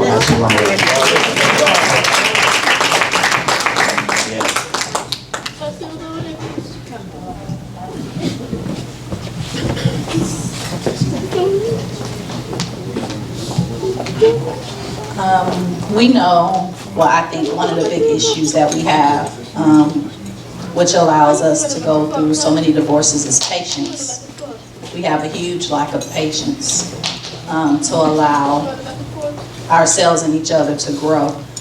But an even bigger issue that I think is we're so self-absorbed. Everyone's into themselves, and everyone wants what they want. And we know there's a golden rule that says treat others how you want to be treated. But I believe that there's a platinum rule which says treat others the way they want to be treated. And so a lot of times in relationships, say for example, something might not bother me, but it might bother my husband. And instead of me stepping in his shoes and understanding what's bothering him, I'll fight with the issue of, well, why is it bothering you? It doesn't bother me, it shouldn't bother you. So you tripping because I don't even see why it's bothering you. So we're not willing to step out of our comfort zone and understand what the other person is going through. So because of that, there's no change, there's no growth, because we're fine with where we are. We're fine with ourselves, and we don't want to go through that discomfort of growing and understanding that other person. Right. And because of that, we give up. We don't understand that it's a marathon. You're gonna get tired, it's gonna be a struggle, but you have to go through it, and that's why we have no growth. That's why we're not growing into oneness with one another and into oneness with Allah, because we don't want to struggle. We don't want to go through that. So I think that's a huge reason why we're undergoing so much divorces, because we're so self-absorbed and we want everything the way we want it, and that's the end of the story. Lord, what God. You can hear from Sister Ruth. Before long, we know there's a stranger in my house, right? Because we haven't decided to work out our conflicts. Sister Ruth, ready, brother? Assalamualaikum. I wanted to share about, how you become a friend to your spouse. And one of the things that I know has helped me a lot of grace is that the woman has to be inspiration for her husband. That's right. Is that we as women, we have so much power. And when we know the power that Allah has given us, we have the power to make our husbands Superman. I mean, in the real sense of the word, Superman. We have been given that power. And one thing that I have learned in our journey, in our marriage to my husband, is that the best result that I get is when I put the word of God in his ear, when I recite to him the word of his creator, when I keep away the negativity talk, no gossip, no slack talk, no slander. When you have that, then it helps him to inspire him. When we gossip with our husbands, it doesn't build their spirit, it kills their spirit. Right. And then you wonder why he can't accomplish what he will, because we are putting negativity in him, and then we expect for him to be better. No, the way it works is that you have to put a lot in him for him to become like God. And if we don't put a lot in him, then don't expect a Superman. Come on. Because you have to know the recipe of how to make a man for God. You have to know that the word of God is what feeds his nature, what feeds his soul. Because Allah said in the beginning, he created man in his image and after his likeness. That means that he has the potential to be a God. And so if you love your spouse, that means the best friend is the one who will want and encourage her spouse to be the greatest that he can be, to be the God that God has created him to be. And that's what I have learned in my relationship, is to let him know that he can do whatever it is in his mind to do, that is in accordance to the will of God. I tell my husband all the time, you're the best man on the planet. You Superman walking. You know what I'm saying? You have to believe that in your spouse. And when you believe that, and when you feed it to him, the power of God, then you see a different man, And then the one thing about a man, like the Holy Quran says, a man is a giver of gifts. So when a woman sees a man of God, guess what that man turns around and does? He gives that woman heaven. He gives that woman universe. And so I am grateful, and I thank Allah for my husband for teaching of the most honorable Elijah Muhammad, because it has taught me how to feed my God-fearing man the word of God. It has taught me how to make him and strive to become like his father, his creator. So I'm so grateful for these teachings. I'm grateful for the Nation of Islam, for the Honorable Minister Louis Farrakhan, because I can say if I didn't have these teachings, if I did not know that man, I would be lost. I would be dead. I would be, just walking around like a zombie. So I just wanted to share that with the believers on my experience and my marriage, on how, I have strived to become my husband's best friend. And also, one thing that, Allah is always renewing, renewing creation. And Allah has deposited himself in all of us.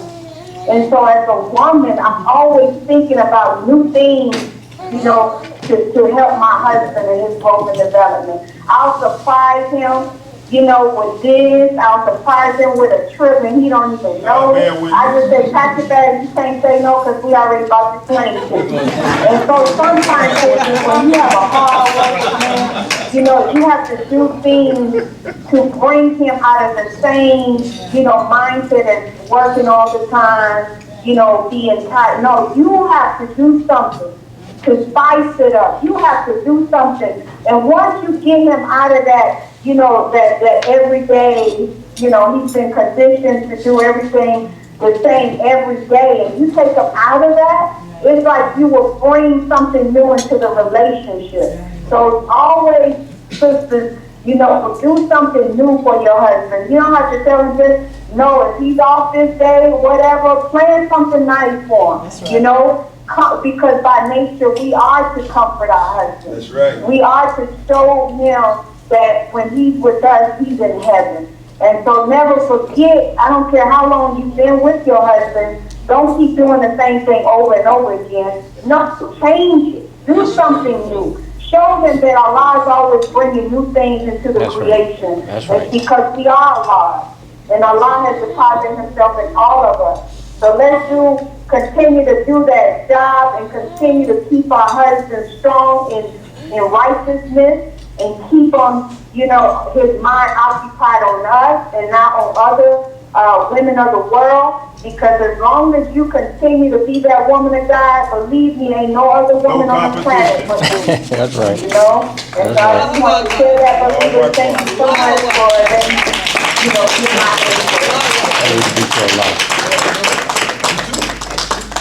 Duty is important in this work.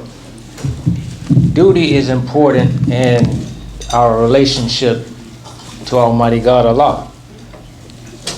How else would you know your belief? That's right. If you weren't dutiful in your work.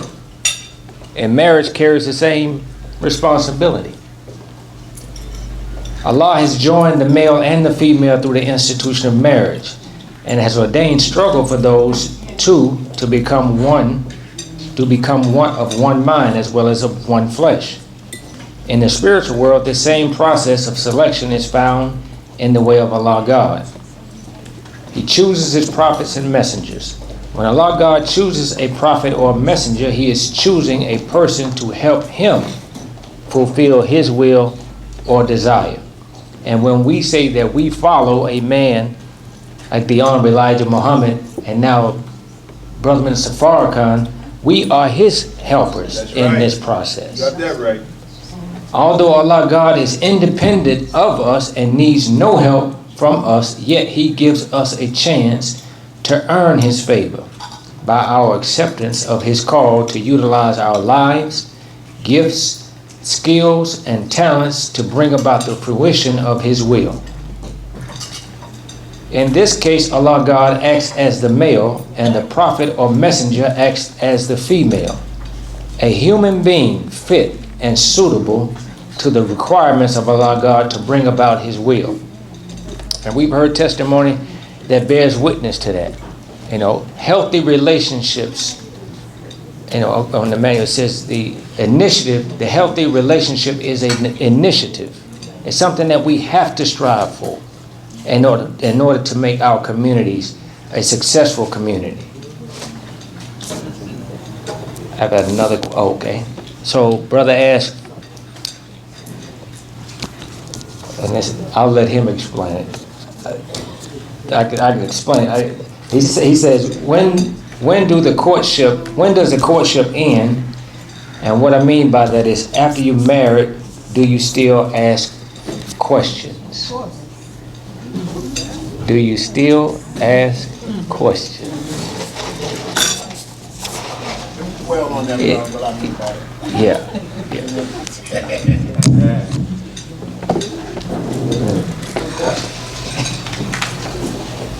Some lady family. First of all, I'm gonna do this here. Who made the bean soup? That's what I want. Who made the bean soup? That bean soup is banging. And I want some more. Okay. My question is this here. When you in courtship, you got 100,000 questions you ask the brother or sister before you get married. And if you do marry that person, that meant that all them questions that you asked satisfied you. You good with it, you happy, whoopee, let's do this thing. So now you get married. But now you got some other questions after you get married. It could be a sexual question, whatever it may be. But these other questions don't come from the me. They come from now you mingling with the family. You with my family, you with her family. Then all of a sudden, Paul might say, yo man, you know your wife was this before you married her or before she came in the nation? And you say, oh my God, she didn't tell me that. Or your husband was this before that, blah. Oh, he didn't tell me that. So now you're getting all this information. No, I'm going to just be frank with y'all. My marriage, right? I came in the nation in 1972. I was a young guy. When I came in the nation in Newark, New Jersey, right? And a lot of y'all don't know about it, but they had what you call squads, right? And some squads was called, they had names to these squads. And the squad that I was in was called bank robbing squad. Okay? This is how things was, right? But we was about making it happen, getting it happen. When Honorable Elijah Muhammad said, the school need to be done, Newark made it happen. We made that money get there. But now, you try to tell your courtship person that, okay, I was this when I was a young cat, I was this, that, blah, blah, blah. But now somebody else come and give her some more information. Now, it's like, you the beast of the world now.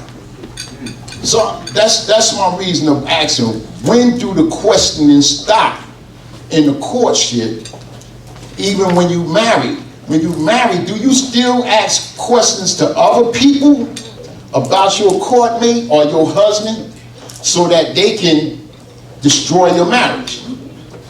That's what I want to know. Do you do that? And I'm gonna go on. I'll go into a little more if y'all want to go. We can go.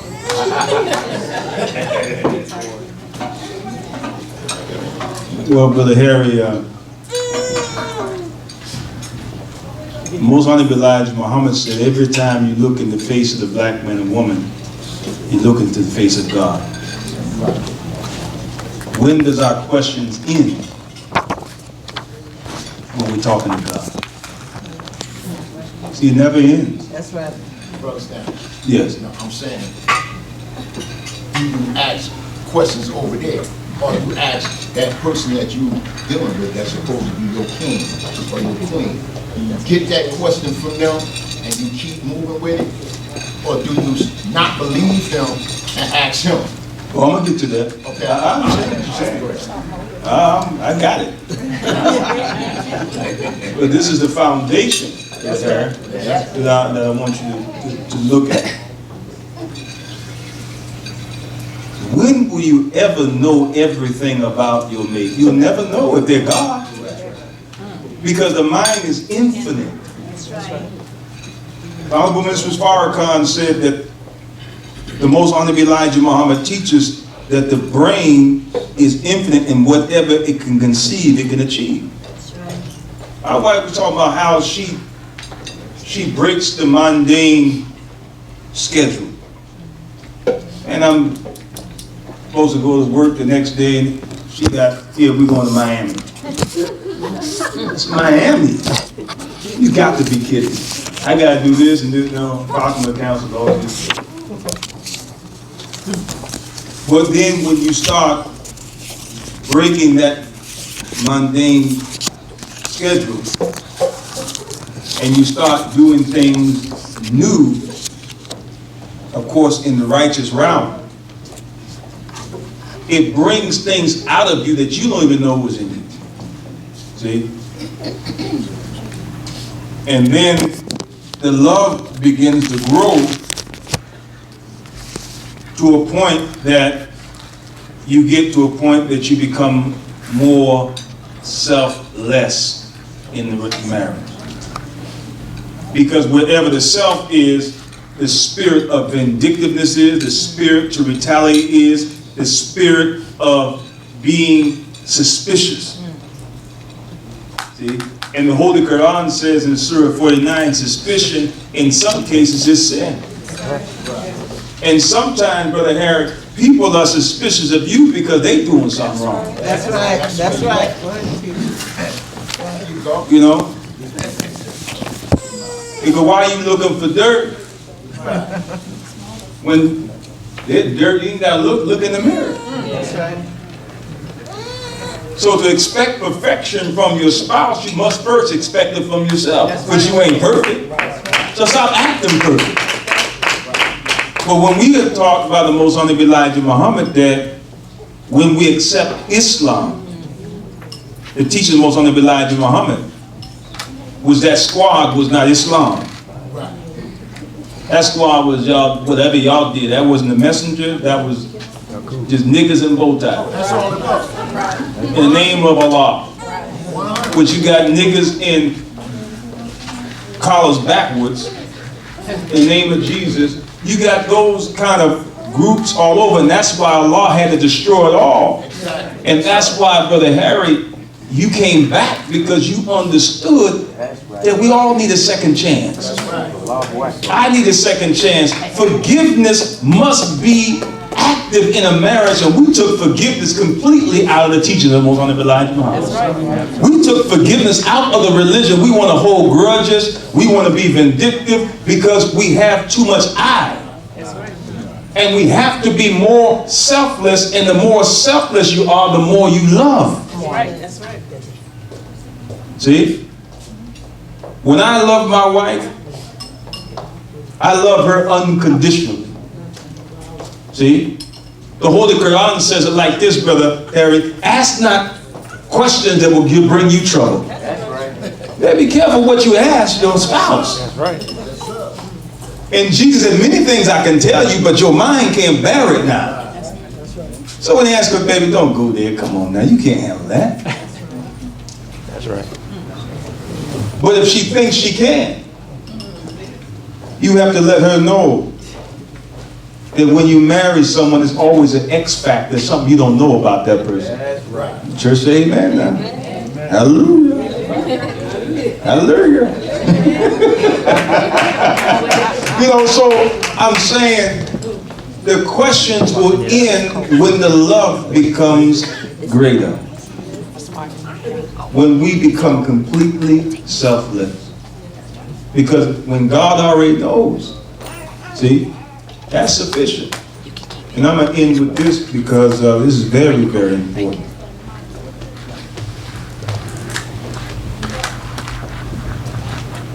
When I look at my wife, I look at myself.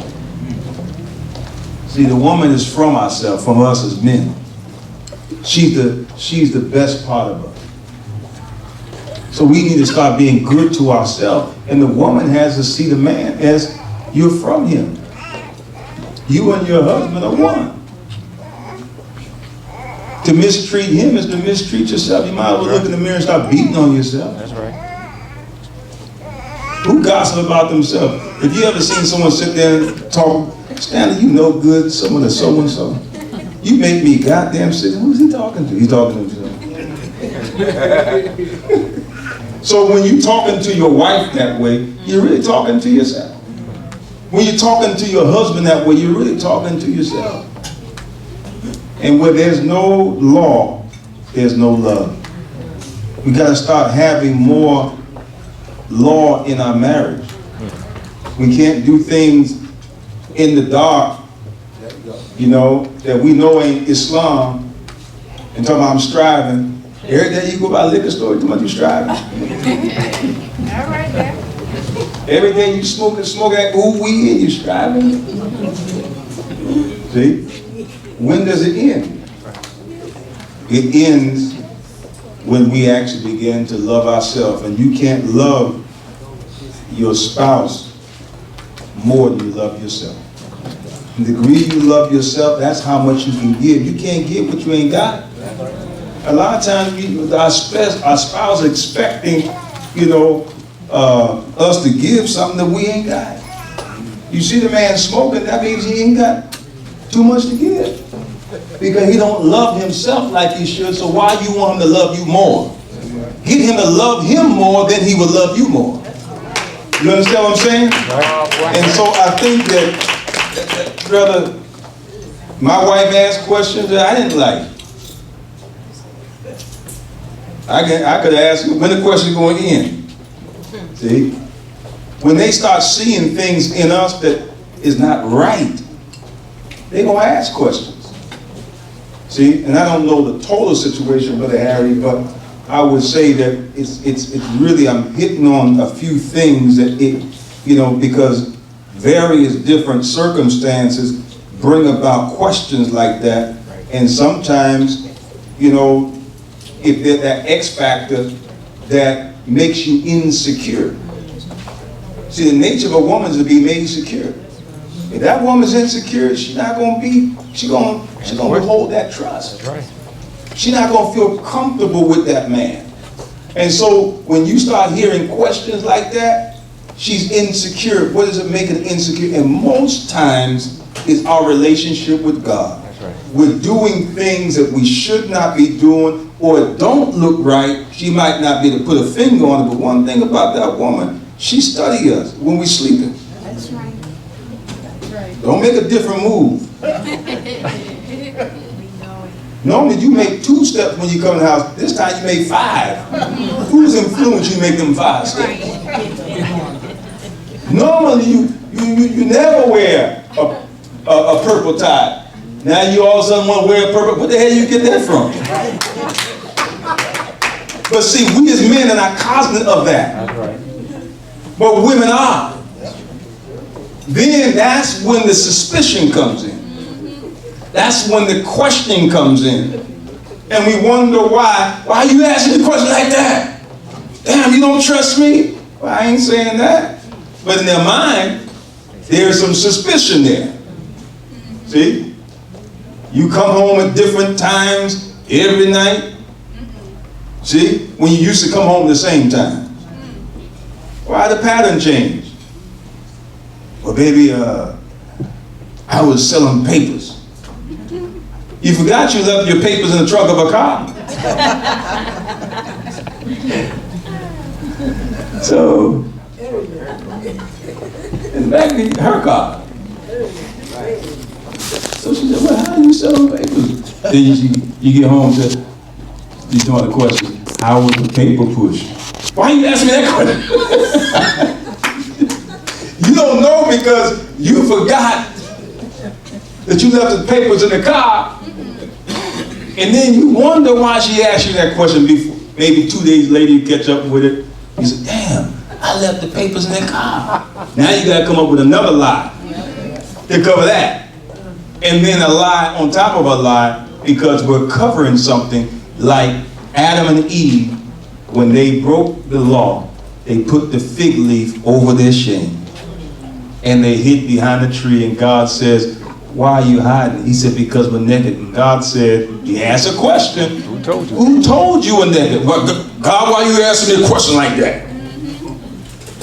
He knew the answer to the question. And Brother Harry, most time women ask you a question, they already know the answer. They done their homework long before they ask you a question. See how you respond. You in trouble. You still missed it though. I'm not talking about her asking you questions on her own. Yes. She's asking you a question from what Brother Michael just said to her about you. Outsiders. Is that something that we do in a marriage? Do we let the outsider come in our marriage with the crack?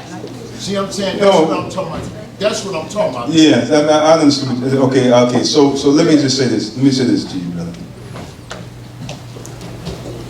That's still the same thing. Because my wife, when her family or my family ask questions or trying to get in between the marriage, she stop it. That's right. See, that's what I'm saying. You know, but if she don't do it, then there is some problems in the marriage. So go back to the same thing. Because what they start doing, they start trying to connect what they're saying to the imperfection in their spouse, which all of us have imperfection. But when you're not transparent, that's what makes it difficult. Because if my wife, is talking to my sister, my biological sister, and say, you know, Stan used to do this and do that. And she listening to her, and she come home and said, I didn't know you used to do this and do that. See? When she does that, if she did that, that's showing you that in her heart, there is some insecurity in the marriage. Because when a woman's secure with her husband, she gonna shut it down and say, please, that's what he was. He's a Muslim now. That's right. He's a God-fearing man now. That's right. And then she'll flip it on her. What were you? See? What did you used to do? Well, you ain't tell me what you did. You see? So when you have a real woman of God, that's why the rib, it is allegorical, Brother Harry. It don't mean she came from a rib, but the rib protects the heart and the lungs. She's a protector of her husband. That heart represents his thinking, his self-esteem, his vision, his dreams, his ambition. The lungs represents his inspiration. A real woman that loves you, that trusts you, she's secure in the relationship, which is secure in God. She's going to protect that. She's not going to come home and de-inspire you. She's not going to come home and question your vision or your love for her. See? And that's a snake in the garden that whispered to Eve, see, about God. Did God say you shouldn't eat from that tree in the midst of the garden? God don't know what the hell he talking about. Man, you ain't going to die. That ain't no real snake. That's a man talking to your woman, trying to damage her perception of you, of God. See?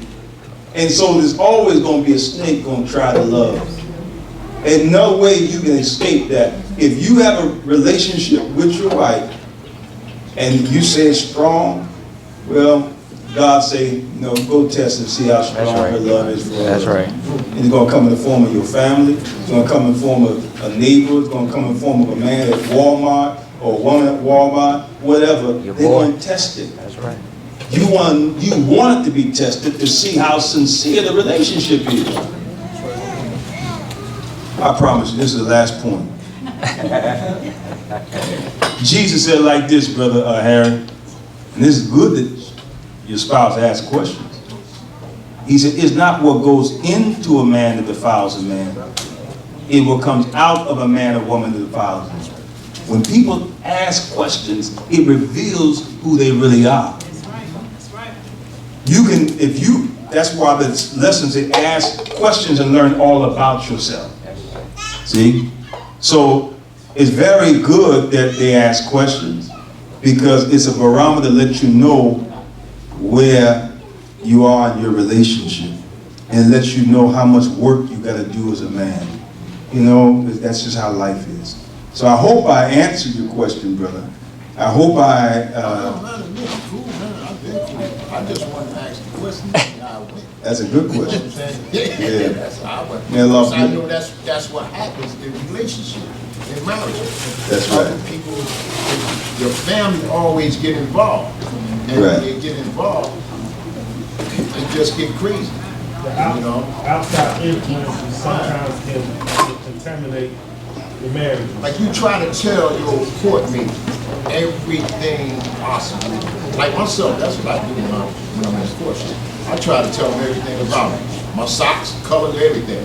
You know what I'm saying? So when at that time that we do make it, okay, now you already know. It ain't nothing you can really, I mean, my name is in the library in New Jersey, so you can go to the library and read up on me. You know what I'm saying? And that's all she had to do. You don't have to ask nobody else. So what I tell you is enough. You got it. Because I'm going to tell you all the crucial stuff. And that's what I want to do. I want to tell you all the crucial stuff so that when you're ready, when you make up your mind, if you make up your mind you want to marry me, and you done heard all that crucial stuff, you want to say, okay, actually, I don't need to hear nothing else. I got it. You understand what I'm saying? Oh, yeah. But I'm sorry. Go ahead, brother. I was going to say, so are you saying that the question should stop at some time? Questions should stop at the point of Brother Stanley say to you, Brother Harry did this.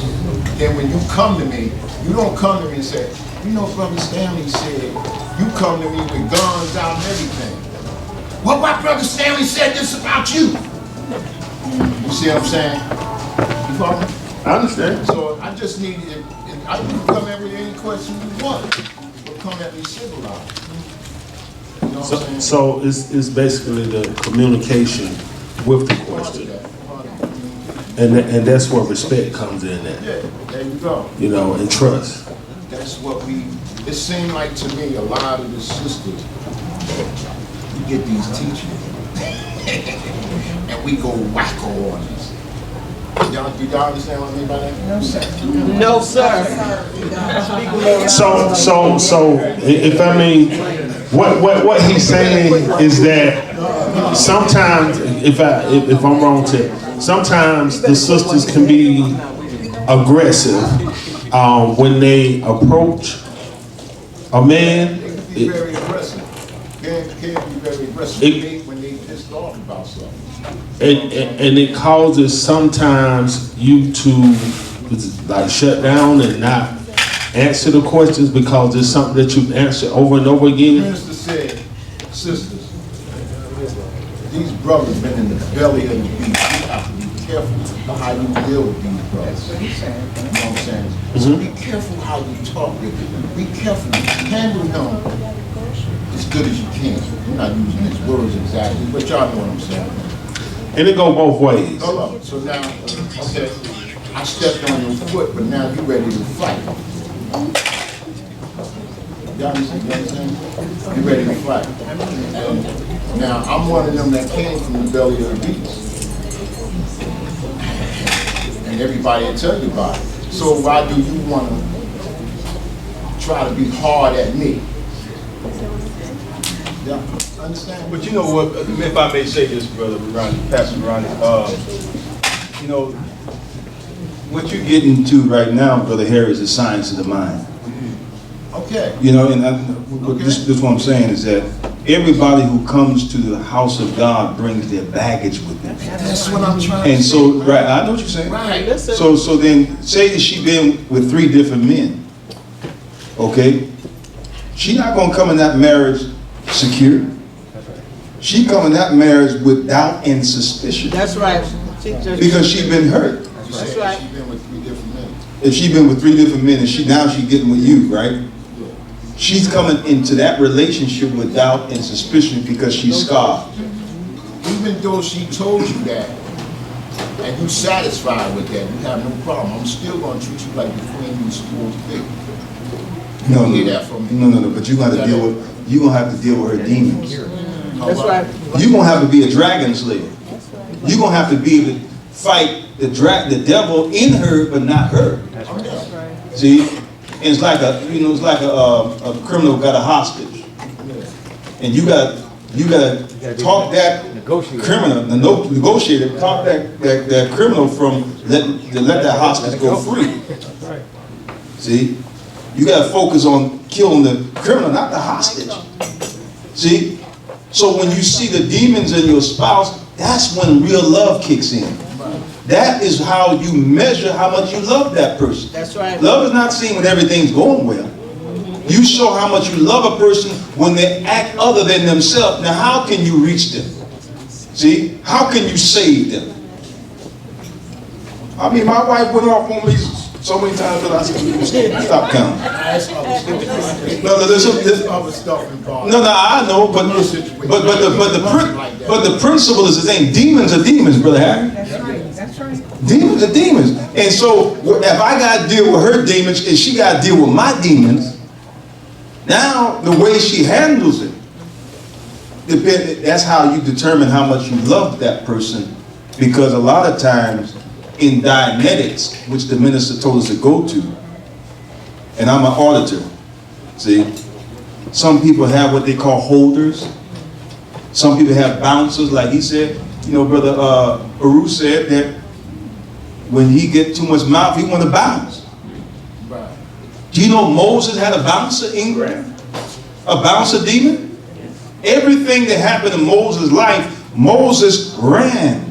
Because when Pharaoh wanted to kill all the boys 2 years and under, his mother put them in a little basket up the river. Right. That went down into Moses in his DNA. When Moses killed that man, the Egyptian, he bounced. And when Moses got with Zipporah, Jethro's daughter, and they had an altercation, guess what he did? He bounced.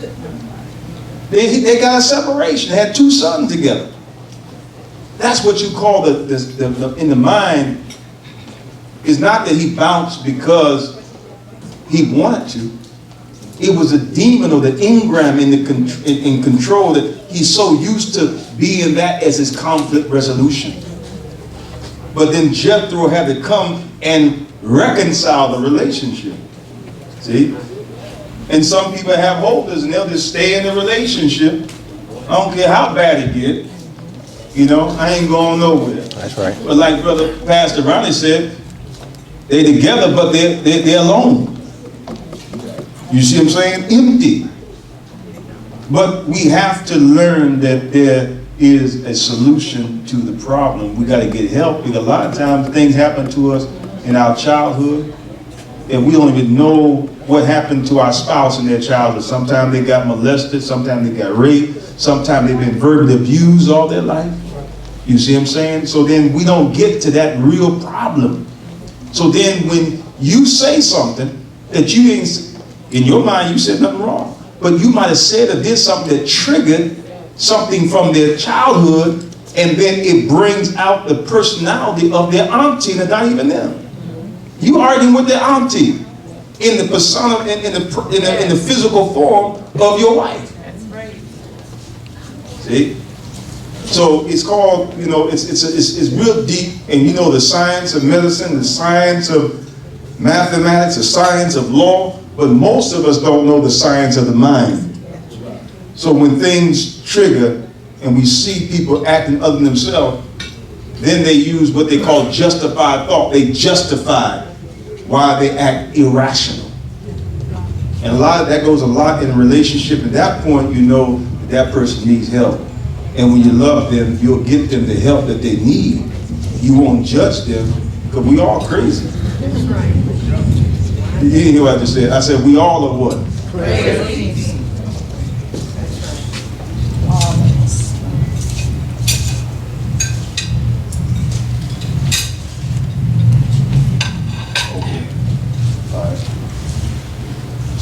a great question, Brother Harry. All right, thank you very much. You want to play that? Sure. Tell Bridget. And this is a song that I want y'all to listen to. And it goes right into what you're saying, Brother Harry. I want y'all to play it. I ain't telling you. To me, a stranger. To me. I want y'all to listen to this and let's see where this problem coming. Where this problem coming from. To me.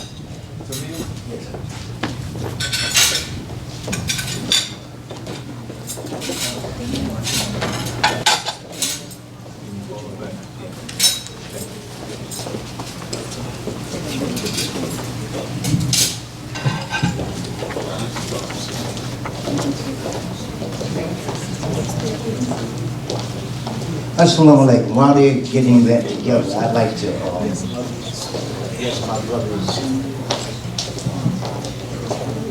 I would like to address my brother's question, brother. Excuse me? I said I would like to add on and address your question. Different points.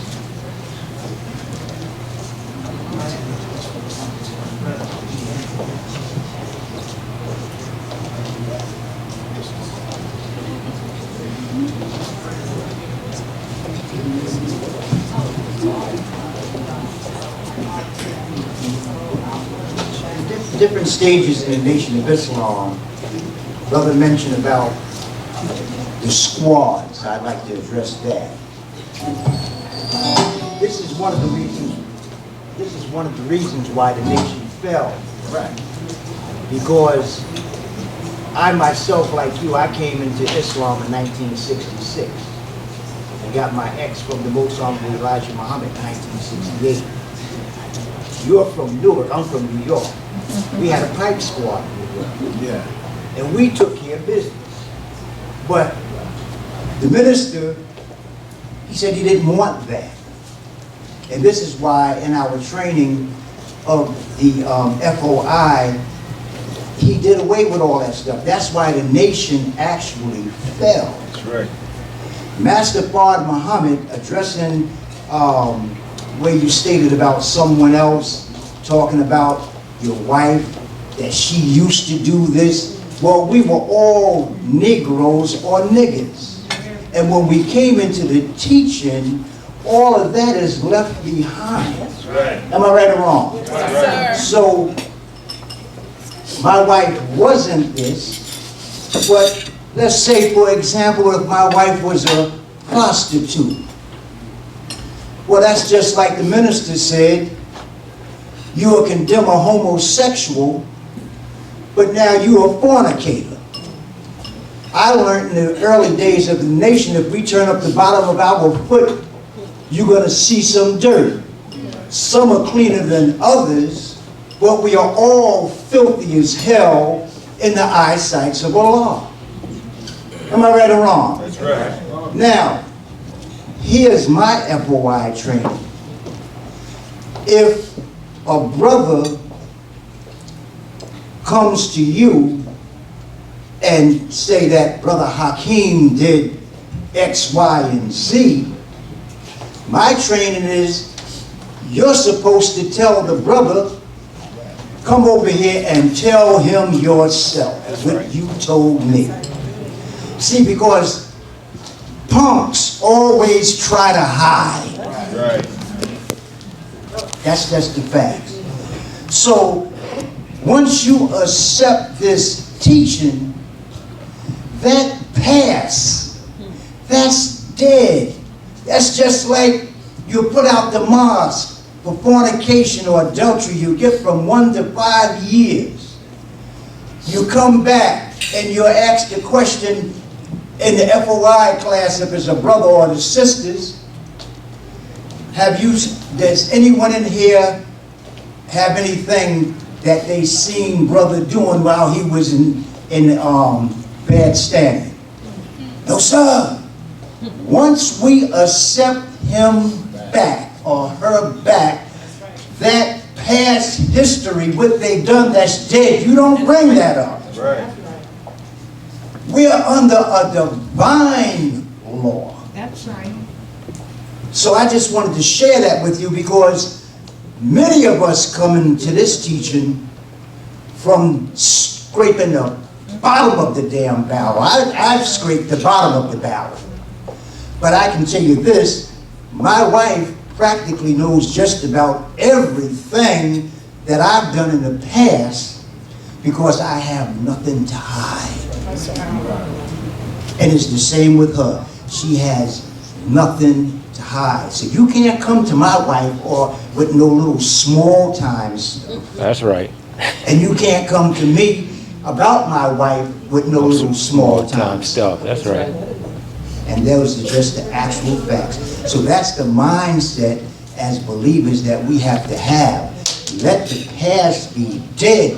Master Fard Muhammad said, what are you doing today? Your brother from the east wants to hear from you. Praise be to Allah. Yes, sir. Right there.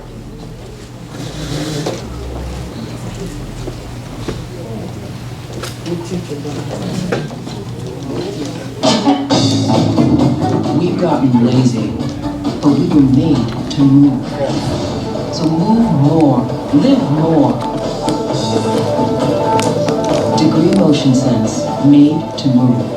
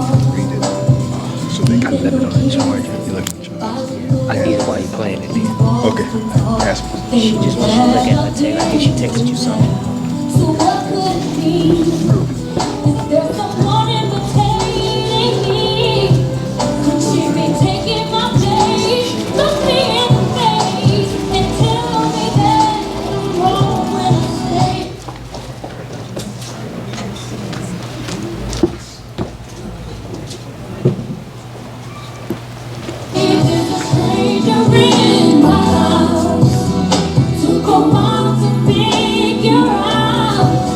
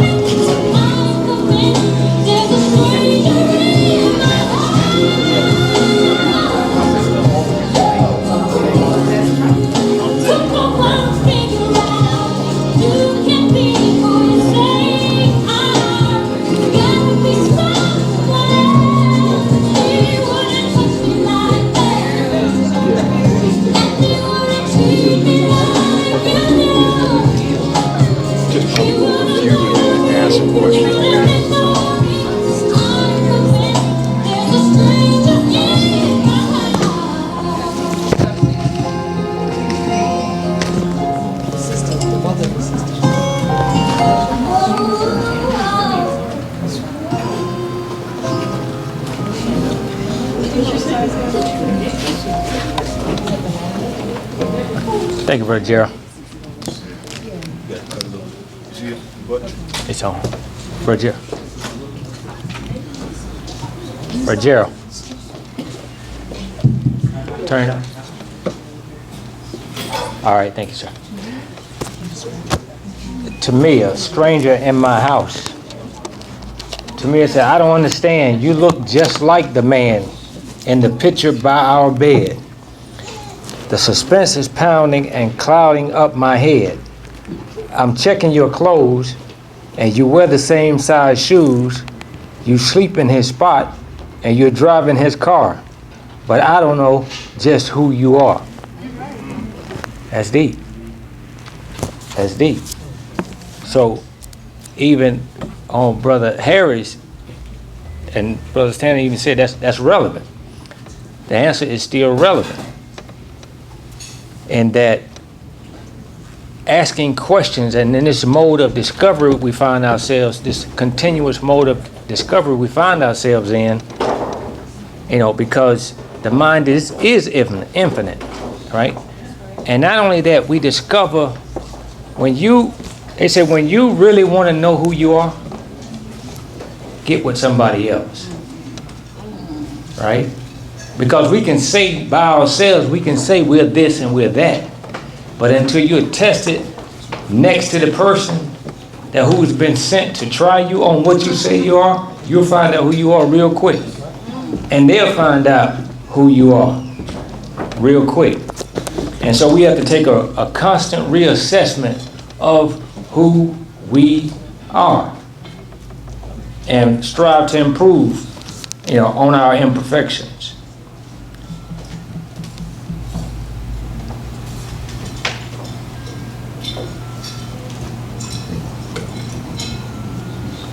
So to me, writing this song is pointing out that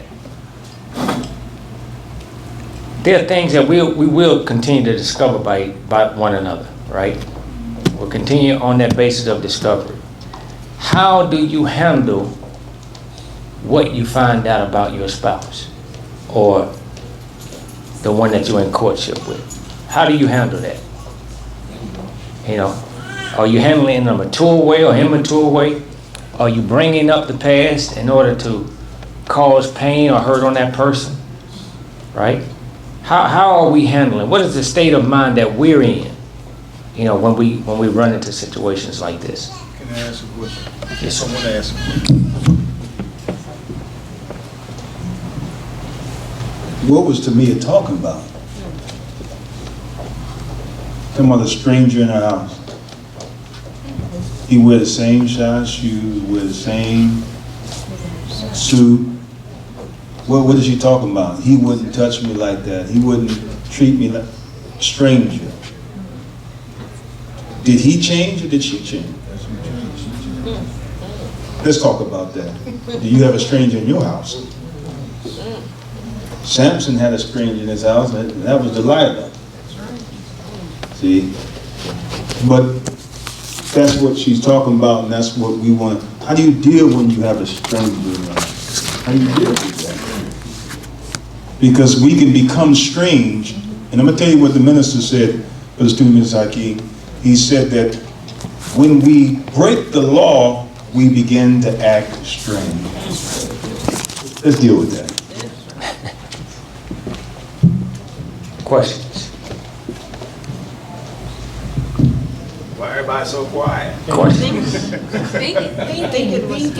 know. Take your time. Questions? You know, the scientists of this world say there are 3 things that break up a marriage. Or, I put it this way, even though there may be 50, they all covered under these 3 things. Finance, sex, and some third party. Now that third party don't always mean that somebody else, right? We gotta think a little deeper than that. That third party could be family. That's right. Right? That third party could be the children of your former marriage. Right. Right? The children are manipulated. Right? That third party could be your brother or sister. That's right. That's real. That third party could be what you love more than you love your wife. Gambling. Right? Your addictions. 3 things that break up a marriage. Think about it. And like Brother Stanley said, we find ourselves either being the stranger or confronted with a stranger. No questions. So what are some of the, Sister Lori? Brother Minister, go right ahead. Minister, then I can hold it. That's important. No, I was gonna ask another question just to stimulate. You can make a point. Assalamu alaikum, everyone. I'm Sister Glorious Muhammad. And as I'm thinking about what the brother had asked and from the answers, okay. And Brother Minister Stanley's responses and all of our responses. Ooh, I'm divorced, by the way. It made my mind start to go back to Allah. A stranger in whose house? You named some of the strangers, but you could be a stranger in your own house. Right. You could be the stranger. Well, how so? Well, if you have not submitted and committed your whole self to Allah, or God, or Jehovah, or whatever you may call God, then you are a stranger to yourself. We have to, to me, that's deep. So, a stranger in your house, you yourself.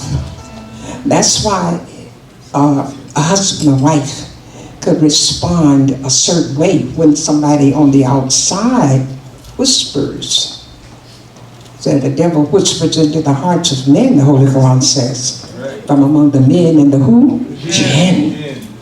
So when that whispering, if you have not committed, and I'll end on this, your whole self, body, mind, and soul to Allah. How often? 24/7. 24/7. 24/7. You have to practice that. If you don't practice, that stranger in your house notices, like that stranger noticed in the garden. They had not committed themselves to God, the whole self. So Satan knows when you're playing. That's right. That's why Allah said, don't play. Allah didn't say it, that's me, my grandson. I said, don't play with God, don't play with Satan. Watch your language, watch your thoughts, look at them. I remember the minister said when he went to New York for the Million Man March, he talked to all those men before the Million Man March, and that's when it came out of his mouth. He saw I'm going to take 1 million men to Washington, D.C. He said he saw them, their words go out. And he wanted to grab them back, but he couldn't. They had gone out. So be careful with our thoughts. Last thing the Holy Quran says, when a thought from Satan enters your mind. Now, in that interpretation, Maulana Muhammad Ali, he didn't say if, he said when. That means we want to get thoughts from Satan 24/7. But he tells us what to do. Allah says, say, A'udhu billahi minash shaitanir rajim, which means in English, I go to Allah to get away from the devil. Isn't that simple? I go to Allah to get away from the devil. Because Satan, Allah permitted Satan to come at you 24/7. So we have to stay bathed, basking in Allah 24/7. Assalamu alaikum.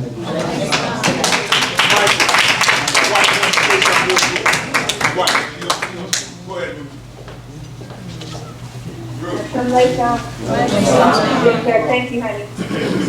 I was thinking about when the question was asked, you know, in my relationship, you know, a lot of times when we forget, you know, who we have, you know, when we become ungrateful and we don't remember, you know, the greatness in that person, then we forget, because a lot of times when we're in relationships, because of our imperfections, we cause each other pain. And sometimes that pain, you know, it causes us, you know, to be emotional, you know, and that's when you got to go to the study guide that the Honorable Minister Louis Farrakhan has given us on rising above emotions into the thinking of God. And sometimes our emotions, if we allow them to, you know, lead us, then, you know, they'll lead us wrong. And because we're so emotional, we'll believe our emotions instead of remembering the goodness in that person.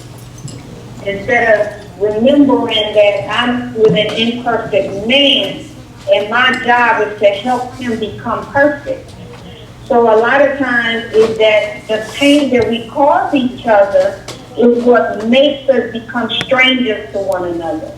And so when you rise above the emotions and you know that this man is striving, that this is a good man, and he loves you, he cares for you, you know, when you remember that and you rise above the emotions, the pain that he has caused you, then you come back to, you know, knowing who he is. You know, no longer is he a stranger now, because now you're remembering.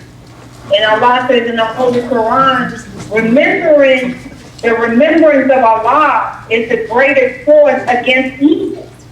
So when we remember the good that our spouse, you know, is doing for us, that the good that he has done for us, then it brings us back to reality. That I'm only fighting, like my husband said earlier, those demons. You know, I'm only fighting this imperfection. And if I want to make him a better man, I got to continue in that fight. You know, I got to know that he is not a stranger. You know, I have to remember that. And so that's what I believe, you know, in our relationship. And, you know, sometimes when we just, you know, we look at, you know, another man, right? He greets you. Assalamu alaikum. You know, speak good to you, right? And so, but we don't know how it is to live with that man. We don't know how it is to live with that woman. So see, our minds play games and tricks on us and make us think that that other person is better than what we have. Right. No, it's not.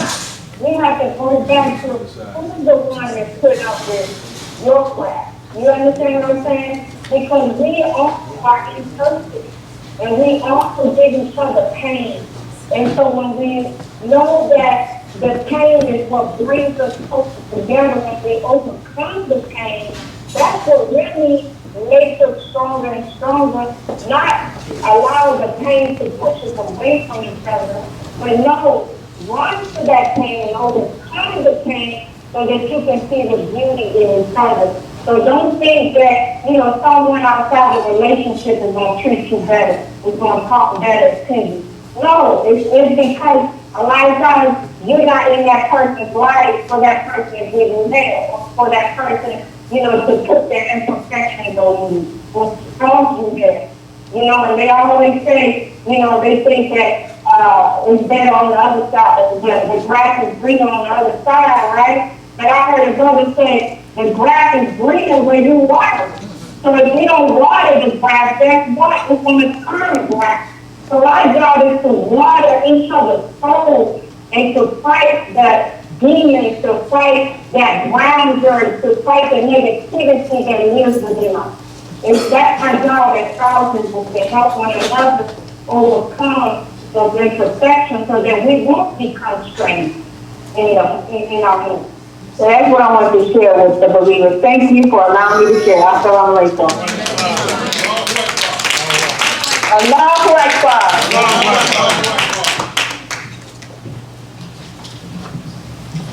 I like when she said, sometimes we think the grass is greener on the other side.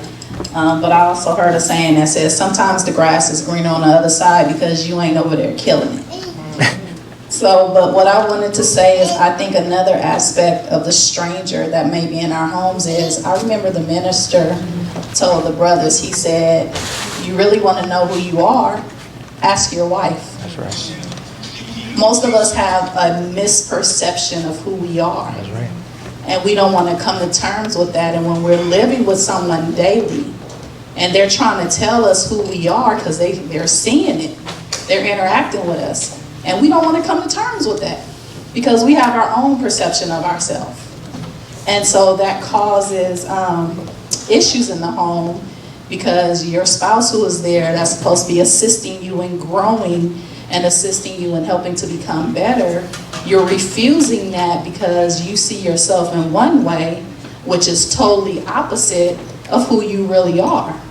So I think that's also a stranger that's in our homes that we don't want to recognize is who we really are, as opposed to who we think we are. That was beautiful. I think when we look at a stranger in our home, we have to reflect on ourselves and how we look at our spouse when we see their shortcoming. The Honorable Elijah Muhammad teaches through the Honorable Minister Louis Farrakhan that every time you look in the face of a black woman and man, you're looking in the face of God. And so when you see your spouse and their imperfections, oftentimes we begin to treat them differently. So because they hurt us, we want to hurt them. Or they disrespected us, so we want to disrespect them. Instead of settling on their best part and realizing that this is a God. So whatever their shortcoming is, if we are to help them, then we are to look at that and say, okay, how can I help this man to be better in this area where I'm seeing the shortcoming, instead of judging and mistreating, because it's a cycle that we have to break so that we can keep our family strong. And when our children see us disunited, then that tears the whole family apart. So I heard Brother Student Minister Stanley say that arguing destroys the fabric of the family. That's right. So we must not argue, we must communicate, healthy communication. Brother Michael is teaching on Sundays about healthy communication. These things we have to be able to do in order to have healthy marriages. So yes, sometimes we have to look at the reality of how we treat each other as strangers when we become upset with one another. Instead of doing that, let's look at each other and know that you're looking at God.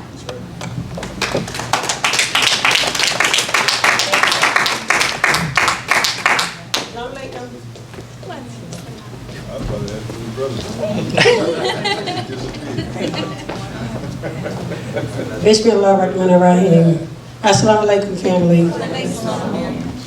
I have something on my heart that's probably been on my heart for some years now. had lost my ex-husband, my children's father. He was murdered, shot 3 times in his chest by a lost found, working at a brother's security company. His name is Brother Richard Muhammad. Brother Hakeem know him from New York City. The thing that perplexes my conscience more than anything is this. We're all looking for something that may be there, but it may not be there. It's what Allah wants for us. Sometimes we think that marriage is glory and beautiful, and that is no pain that comes with it. We are young, sometimes we're immature, no matter how old we are in age, and we don't fully understand the commitment of love and what it takes to make a marriage work. Some things are supposed to come together and some things are not supposed to come together. But Allah is the best knower. Some of us say we pray for our marriages, when in fact we really don't pray. We don't pray enough and we are not patient enough in our marriages. But then some of us really do pray and Allah tells us it's over.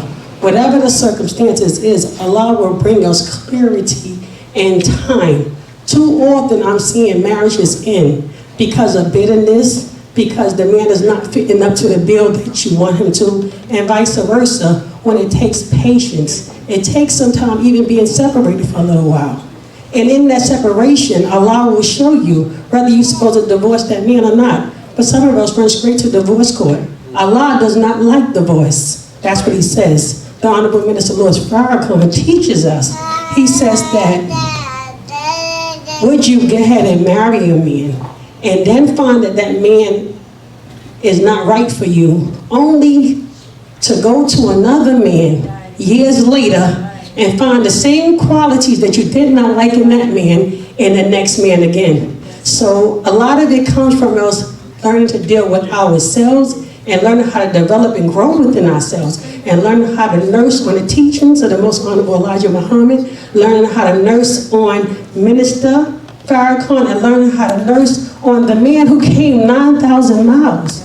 Allah in person to teach us and wake up the black man and woman in North America. If we could just do that, then I believe we would have more successful marriages and we will not be running to divorce court so often, because that's just a way out. But at the end of the day, the only thing it does is destroys our families and destroys our communities. So if I could leave you with one message, it's not necessary that I was not supposed to get a divorce. It just means that I was probably supposed to look a little deeper before I got a divorce, so that I could know that Allah really want that divorce, or was it something that I wanted? And could I have possibly made an influence to change that man's life? Or maybe I couldn't, who knows? But that's a question that I would never be able to answer, because he's gone now. And I have no regret, because I know Allah's will is Allah's will. But I would say to my believing family today that are married, keep your marriages and fight for them. Fight for your marriages, because you don't never know what Allah has in store. No matter how dark it is, no matter how gloomy it seems, no matter how much you feel like you're not being loved, don't give up until Allah tell you to give up. And I would say for those who want to get married, be patient and let Allah show you the man that is for you. And when he does come to you, commit yourself first to Allah and then to him wholeheartedly, and go in without the mindset of getting divorced. Because when you go in with that thought, eventually it will come to that conclusion. May Allah bless you all. I love you all. Assalamu alaikum. Sister Rhonda, we share in your grief for your loss. Our heart does go out to the sister for that. Mr. Stanley had a point he wanted to make. Where the brothers go?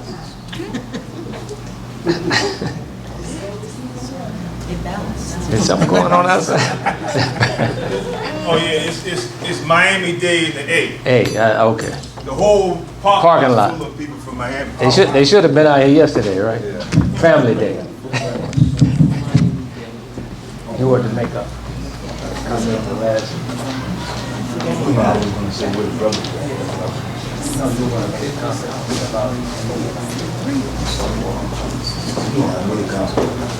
Sister Gloria. Before Sister Glorious. Before the sister comment. Oh, no, I was gonna ask a question to stimulate someone to say something, but she raised her hand. So that, I wasn't gonna say I was gonna ask a question, but Sister Gloria, great answer. Anyone else on the panel want to say something? Sure. Stranger in my house. You know, and the thing I want to say is that we all do things as strange to the way of Allah. You know, at one time or another. Am I right or wrong? That's right. And Sister Gloria's made a great point about sometimes we're a stranger to ourselves because of our improper relationship with Allah. And then from that mindset, we say and do strange things, and when we try to flip it on our spouse to make them think that they're strange, you see, and that creates a lot of confusion in the marriage. But really, it's best to learn the art of dialogue. So what do you think Tamia was going through when she was singing that song? What do you think in her marriage or her relationship she was going through? That's the question I want to know. What do you think she was going through? Walk in her shoes, and what do you think the solution could be to her problem? What do you think that is? That's the question for the panel, and we'll go into the audience. My suggestion would be that, you know, the fact that Noble Drowley teaches us, he says, it is not strange when there are no happenings. The law governs all events. There are certain indicators, you know, that, you know, the Most High gives you, you know, a certain, you know, format that we have to follow, a certain formula. When we violate the principles of those formulas, we get things that appear to be strange. We get that estranged feeling, that feeling out of sync with the person that, you know, that we're in love with. But the reality of it is, if we just, you know, as Brother Stanley and I were talking earlier, if you put Allah at the center of your relationship and all your dealings, you know, you won't find yourself on that same. When that thing appears to crop up, you go right back to divine law. Right. And that divine law, which is eternal, is sustaining. You know, we're also taught that in the Moorish Science Temple of America, that, you know, each person has two selves, a higher self and a lower self. And that lower self is the one, you know, as I'm listening to all the descriptions, that's what we have as ours, as, you know, as definition of the lower self, which is, you know, that it breeds hatred, slander, lewdness, murder, theft, and everything that harms. You know, every one of us has a higher and a lower self, you know, but the disciplines of divine law, being adherents, whether it's Christianity, Judaism, Islam, whatever the divine aspect is of the teaching that you adhere to, if you really, you know, really live by that, not just be word of mouth, but really live by it, live the life accordingly, then, you know, when that nature begins to rise, you have a higher thought to place that in check. So, you know, dealing with the stranger, that's how you deal with it. The stranger doesn't like the divine law. You know, you put him under the law, he'll go back in the cage. Right. You know, but, you know, when you, I'm not going to pray today. You know, I'll make the prayer up later. All that little stuff like that is stuff that creates larger gaps for it to come in. You know, your lower self becomes your outer nature. Right. You know, and then that's the person, you know, when the person that you're in love with sees that, now they feel like, well, who is this foreigner that I'm in the house with? You know, so we have to become, you know, the greater selves that Allah destined for us to be. And also, you know, the Quran says that Allah created man to be his successor in the earth. So we have to function as though Allah would if he was here in the earth, you see? And when we're trying to find ways to evade that, you know, then we're, you know, making way for the grand scepter to run the show. That's right. You know, and that's what we have to keep out of our relationships if we want to be successful.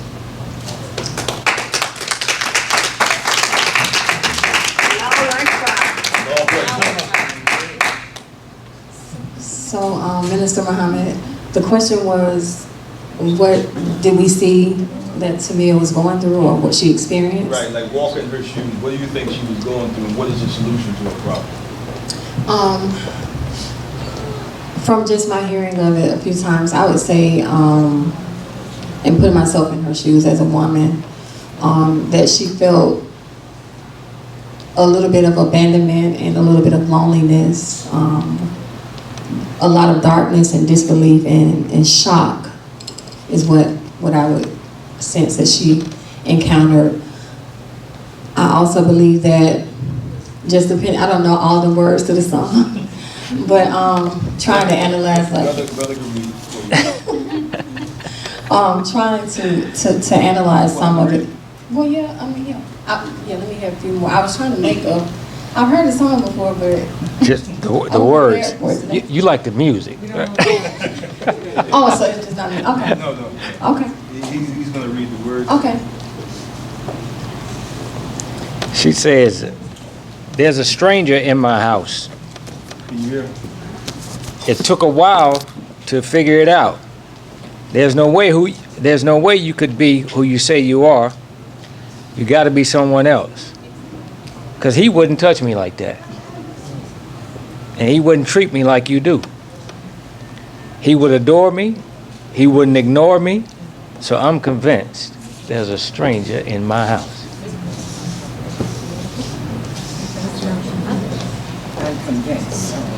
So the last few, the last part again, I'm sorry. So you want me to do the bridge too? That song, it actually has some twist to it. Yes. Because she starts now questioning if she's the stranger. Right. Right after the bridge. Sometimes in the relationship, you start questioning if you're the problem. Right. It gets to a point that you try everything you can, but it's not working, so maybe I'm the problem. See, maybe I'm inadequate, you see? And so that can be an issue she's going through too when you listen to the other part of the lyrics. Yeah, I told my husband I'm gonna make sure I download the song. Can you read that part? Yes, sir. He's gonna read it. "I'm not sure who you are. Don't see your shadow around when you walk. You leave with no kisses, goodbye with no words. If these walls could talk, they would have nothing to tell. So what could it be? Is there someone imitating me? Could she be taking my place? Look me in the face and tell me that I'm wrong when I say there's a stranger in my house." It goes back to the chorus. It goes back to the chorus. There's another part to it that she questioned if she's a stranger. I don't see that. You don't see that? That's the last verse? I'm looking at the last verse. That's what I read. Anyway, I think that's so what are your thoughts about it? So my thoughts are, from what I gathered at first, which was initially the loneliness that she felt, as opposed to the companionship that she may have encountered at first, and also abandonment. But then, from a realistic standpoint, along with the lyrics of the song, when you have two different people, two different personalities, two different outlooks and things of that nature, even though we're one in the, in the flesh, we'll still, we still come into the world as one individual. And so I think when if the song does perhaps shift into her wondering if she could perhaps be the problem also, I believe that when it comes to two different people, if you're dealing with two different people, then I hardly believe that it would all fall onto that one person. I'm reading this lyrics. So that may be perhaps why the song kind of shifts into that. Okay. If you're realistic in a relationship, while there may be weaknesses or differences or some things that are barriers in the relationship, at some point you will have to do like self-evaluation or self-examination. So that's it.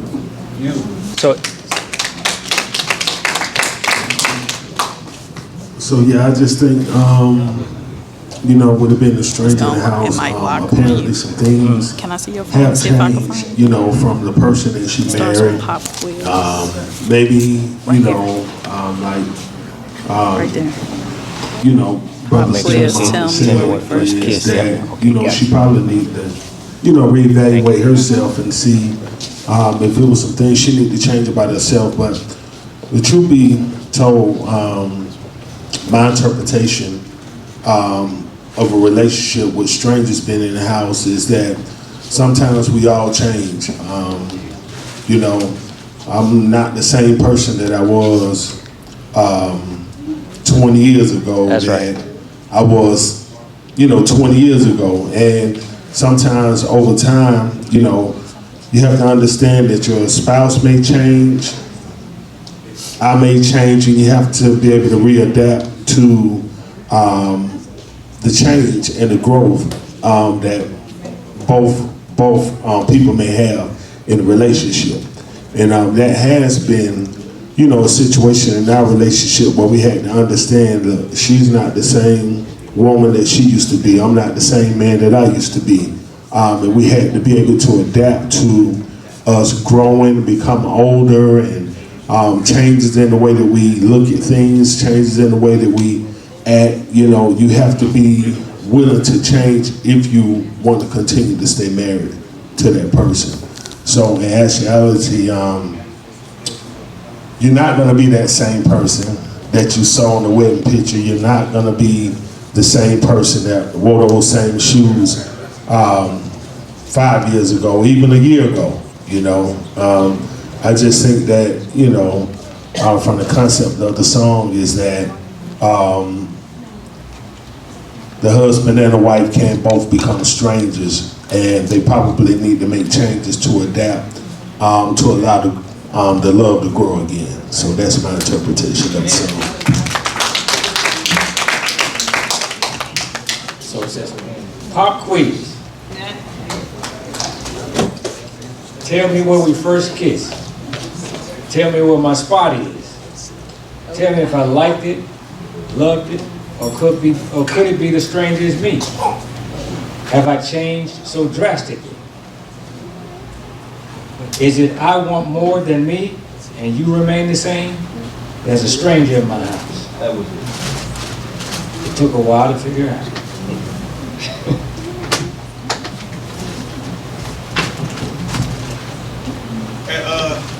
So what did we put? No, he was reading verses. Could she be the stranger? Is the question.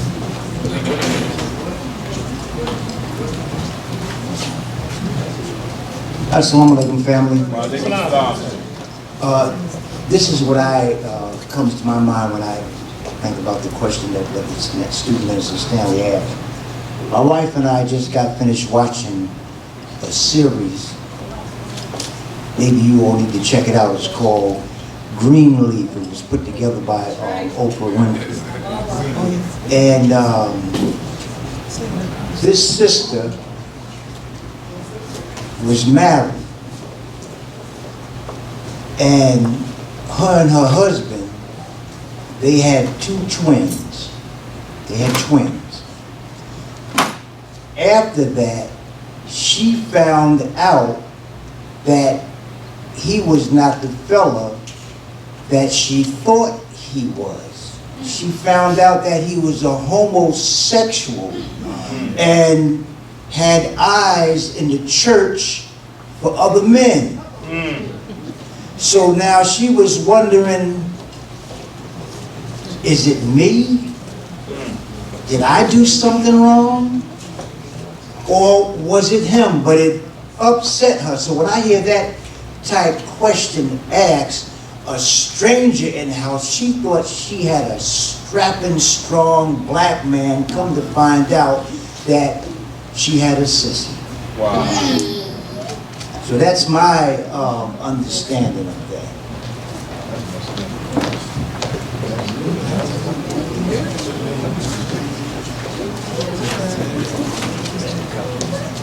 I'm Lakin. I just got a piece of it, but I can try to relate some of it to myself as far as the stranger now. I've been married to my wife for 10 years. Sister Tensa X, over there. All praise to the Lord. Without her, I wouldn't know myself at this point. But when we first got together, I was a total different person that I am now. When we first got together, Nothing she said really mattered. I felt like, you know, I knew better. You know, it was a whole lot of gray area. You know, I thought she was whining all the time. She was trying to change me until I started listening to her. And I started listening to her and trying things out her way. And once I started trying things out her way, I started being more effective with doing things I wanted to do.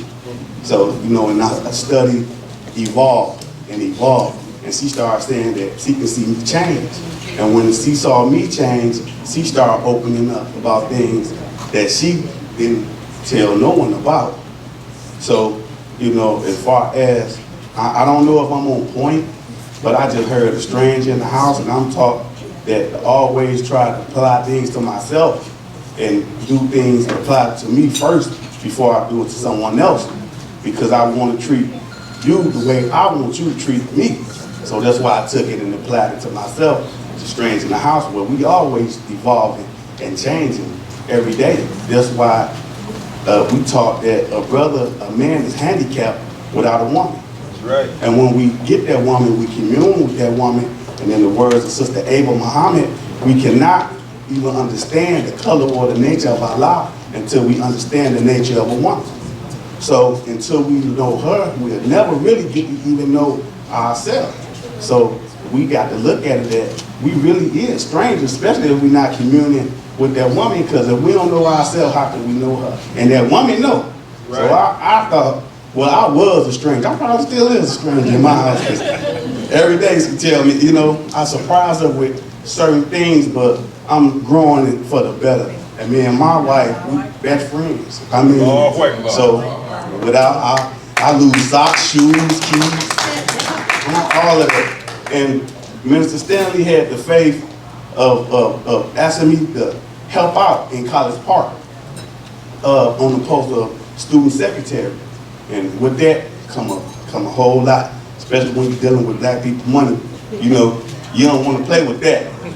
But I tell you, I didn't really even know how to send an email. I didn't, but my wife, if it weren't for her, I couldn't do that. I couldn't work. She really is a help me. You know, so I just say that I try to apply it to myself, and at the same time, give my wife some pledges for me becoming the brother that I'm growing into by the grace of Allah.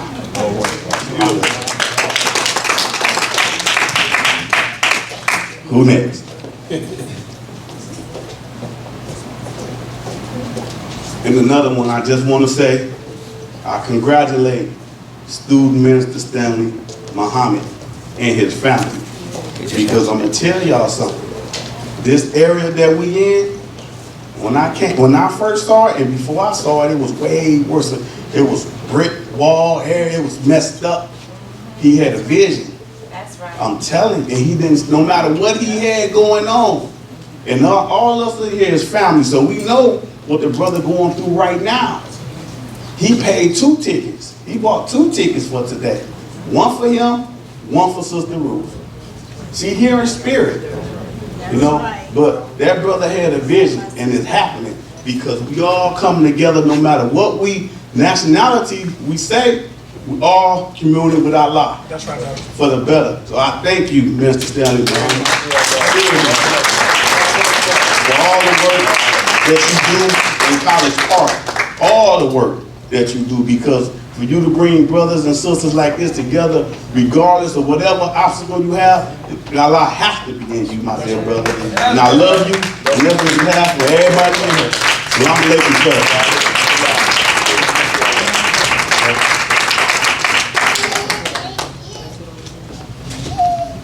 Allahu Akbar.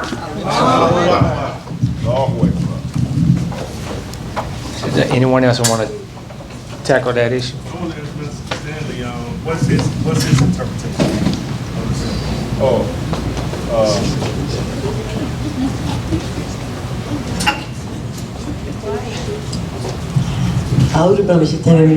Assalamu alaikum, family. My name is Sister Teresa Muhammad. I was married for 27 years. 15 of them was with separation.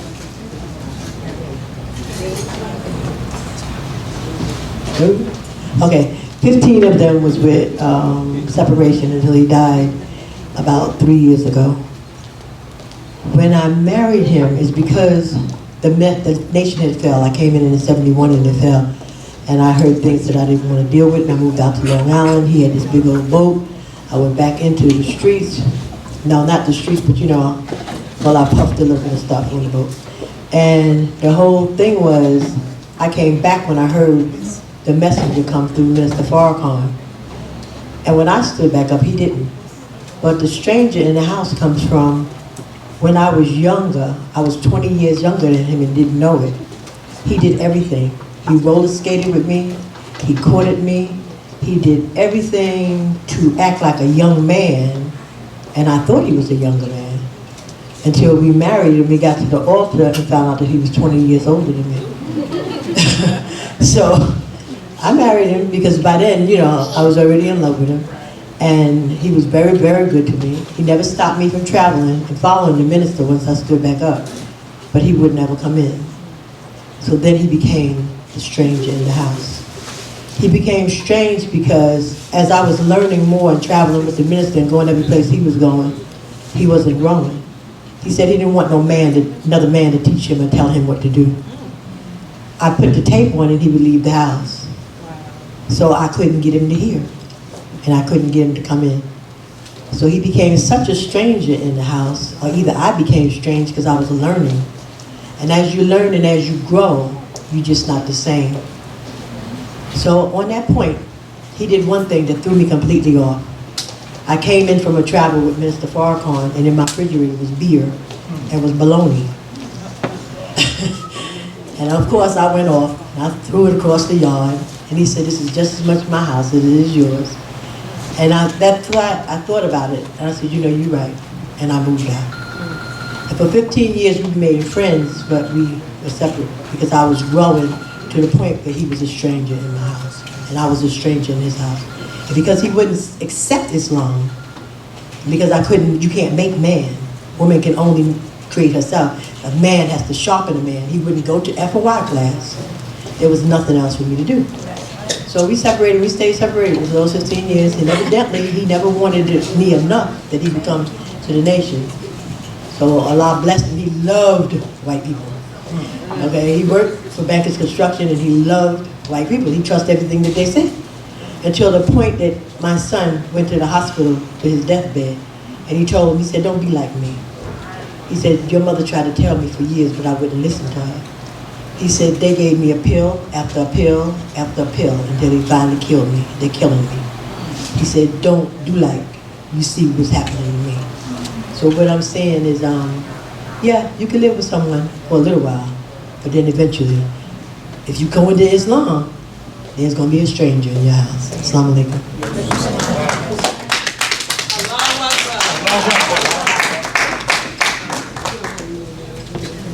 Well, from my vantage point, you know, I think that the problem is with Tamia and her relationship was that she was confused about where the relationship stood. She knew that the man that she actually was with was not the one that she was used to being with, like when they probably first met. Maybe he changed or she changed, you know. But the first thought that she had was he was a stranger, not herself. And then, of course, she did the pop quiz, you know, where was our first kiss, blah, blah, blah. Right? Well, maybe I'm the stranger. Right. The problem with most relationships is women don't know their nature, and men don't know their nature.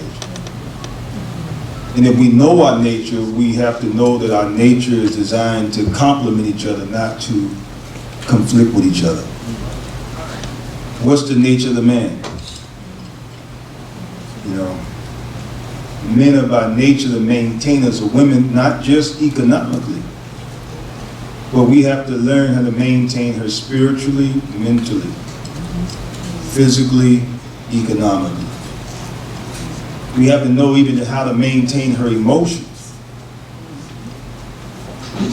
But we're not focused on that as we should. Most of us are not. And we're not in touch with our nature as we should, because we're not improving on our relationship with Almighty God, Allah. So I think that there was a gap developed, and I have personal experiences where a brother would join the Nation of Islam down in Florida when I was a captain. He stopped drinking, he stopped partying, he started, he was my first officer, and his wife was complaining. He stopped eating pork, she was complaining. So she was calling him a stranger, but Prophet Muhammad in the Hadith, may the peace and blessing of Allah be upon him, he said, Islam will appear in the last days as a stranger. See, righteousness is strange in America. Like Sister Sharita just joined. The nation became a registered Muslim, or her husband's on his way, the Ladaran. And the first thing the family might ask, what's wrong with you? Not what's right with you. What's wrong with you? So righteousness is a strength. She's dressing as the Bible says she should dress. The Holy Quran says she should dress, covering herself. She's not eating pork. Darren's not eating pork.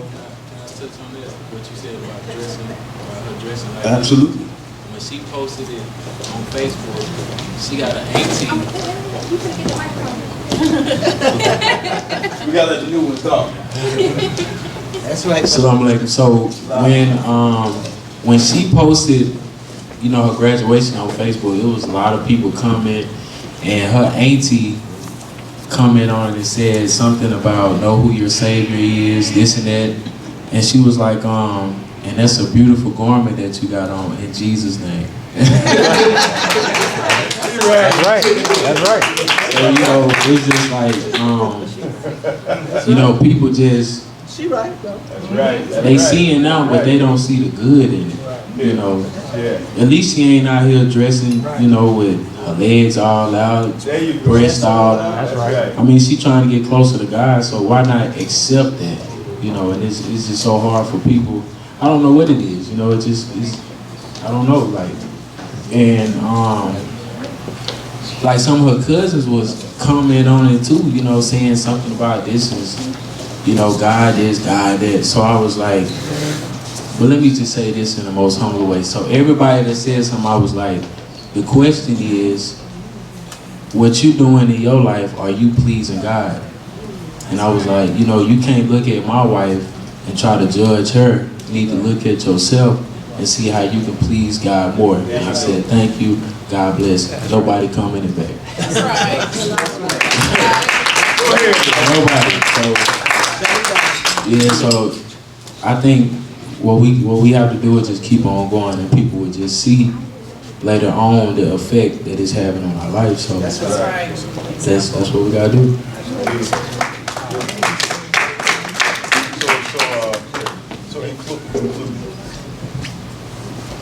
To answer your question, my sister, that she was confused. And the Bible says Satan is the author of confusion and God is the author of peace. That's right. Satan was in their relationship. And there's no way you can be confused about who your spouse is when you're connected to God. But when you look through the eyes of God at your spouse, you know everything you're looking at. You're not confused. You see? So, but when she's looking through the eyes of her own self, her own desires, when you want a man for yourself and not trying to make a man for Allah God, that's when you're always going to remain confused. And I think that that's her problem. She have not yet found God. and she have not yet found herself. And that she represents the typical woman of the world. That when her husband is not pleasing to her, not pleasing to God, but pleasing to her. See? He said, where was our first kiss and all that stuff. When the last time you prayed to me? With your husband? Here where my favorite spot is, right. When was our first prayer together? Right. Well, where your first kiss? Where's my spot? Where's my spot if you know me? Right. What's my favorite surah in the Holy Quran if you know me? Am I right, Sister Teresa? Yes, sir. So she's given a worldly, test to the man. It's not a spiritual test. First kiss, spot is. And where's my prayer rug? What color is it? That's right. When last time I fast, if you know? How many meals do I eat? Am I vegetarian? So she gave him a nigga pop quiz. That's right. I mean, to me, it's still a nigga. I love tomato. So when you get more near to God, you're not confused, because as the pastor knows, confusion comes from Satan. That's right. Peace comes from God. Only God can give you peace. That's right. And Islam means peace in one word. So that's what she is a stranger. And a stranger begets a stranger. And God says when you don't live for him, he gives you and I a devil for a companion. So when you don't serve God, he only gives you a devil for a companion. So why you get mad at your spouse? Because she's a devil or he's a devil? Because you a devil. And I'm not speaking mockery, but what I'm trying to say is that there's no way a believer is confused, not when you follow a man of God. Because we asked the question, Brother Edward, can a devil fool a Muslim? Why is she fooled? See? Because she's not being a Muslim. And Muslim means one who surrenders their will 100% to do the will of God. Do you know, sister, you can be so powerful that you can call the husband that you want into existence? Go right on, brother. But it's the... You did that. You kicked his door in, though. You showed you was God. That's right. God being force of power. That's right. You found him hiding. You can't hide from God. That's right. The brother just laughed. He said, "Oh man, I try to hide from God." But that was a beautiful love story. Because God was coming for you through your wife. That's right. Because really, most men, if you really realize it, that when a woman loves you, she's really trying to save you from yourself, from the weakness of yourself. So that was a song that shows that if she came back to God, she could have made her man into a man of God. That's the power of the woman. But even if you don't have a man of God, you're so powerful you can call your husband to existence. It's like your righteousness is like a magnetic attraction, like Mary in the Holy Quran. That's right. Angels were arguing over who's going to take charge over Mary. That's right. Can you imagine that? I mean, you got men who are angels, the most handsome man on the planet that got power over the forces of nature. That's right. A man that got power over rain, and you up there having a date with him. He said, "Baby, I'm gonna make it rain for you." Not that kind of rain. I'm gonna rain from the clouds over your garden to let your tomatoes grow. Go ahead on. Oh, baby, your garden needs some sunshine, and then you just as a God, you just bring the sunshine out. That's powerful, and we got that power. But a woman that is a woman of God, you can get that attractive that angels of God will actually contend who would actually be courting you. See? But it's doubt that stops us from receiving the blessings of God. And men need to do the same thing. So all the single brothers, you can say, kum fi kum, be and it is. Whatever woman you want that's of a righteous woman, all you got to do is conceive it, and you can call her into existence. So, you know, I already see a couple in here now, 2 single people that I'm going to try to hook up. Personally, myself. Me and my baby Ruth going to hook them up. They might not know it. That's right, honey. Am I right, baby? Oh, shit, I forgot she was on the phone. That's right. I'll tell you when we get out of the Better meeting. for worse. For richer, for poor. Say it now. Go ahead now. To love and to share it Teach it. until death do us apart. There you go. You know, we gotta be able to accept the will of God. See, Islam is natural. See, if you came to a banquet like this, right? You heard my wife say, she said, hell no, I ain't dating no nigga to work for Pizza Hut. I said it.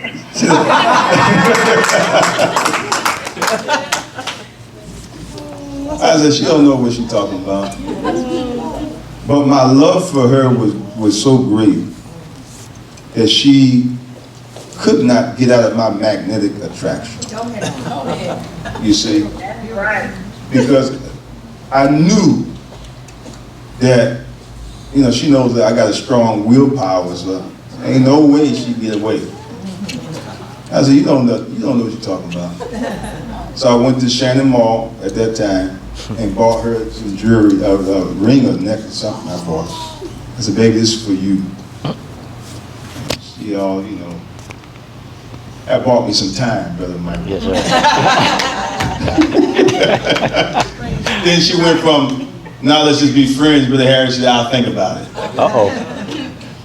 Because she didn't know, because I didn't know until I joined the nation, the nature of a man is a giver of gifts. And when a woman sees a man give her a gift, she knows that's the nature of God, the attribute of God. That's right. I just did it out of love for her, which is God. And it bought me some time. So when I bought time, Brother Harry, I started thinking about, okay, what's the next move? I didn't have a car. I didn't have a Mercedes-Benz, black Mercedes-Benz like Brother Harry.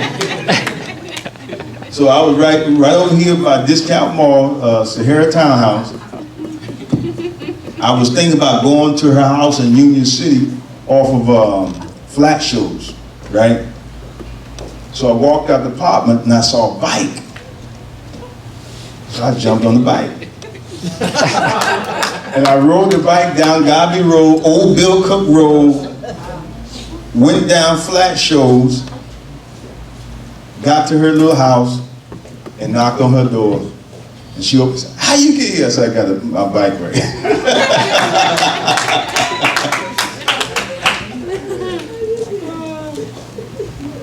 Now, when a woman knows you that dedicated, love is not what you say, love is what you do. That's right. That's right. You don't measure love by people's words.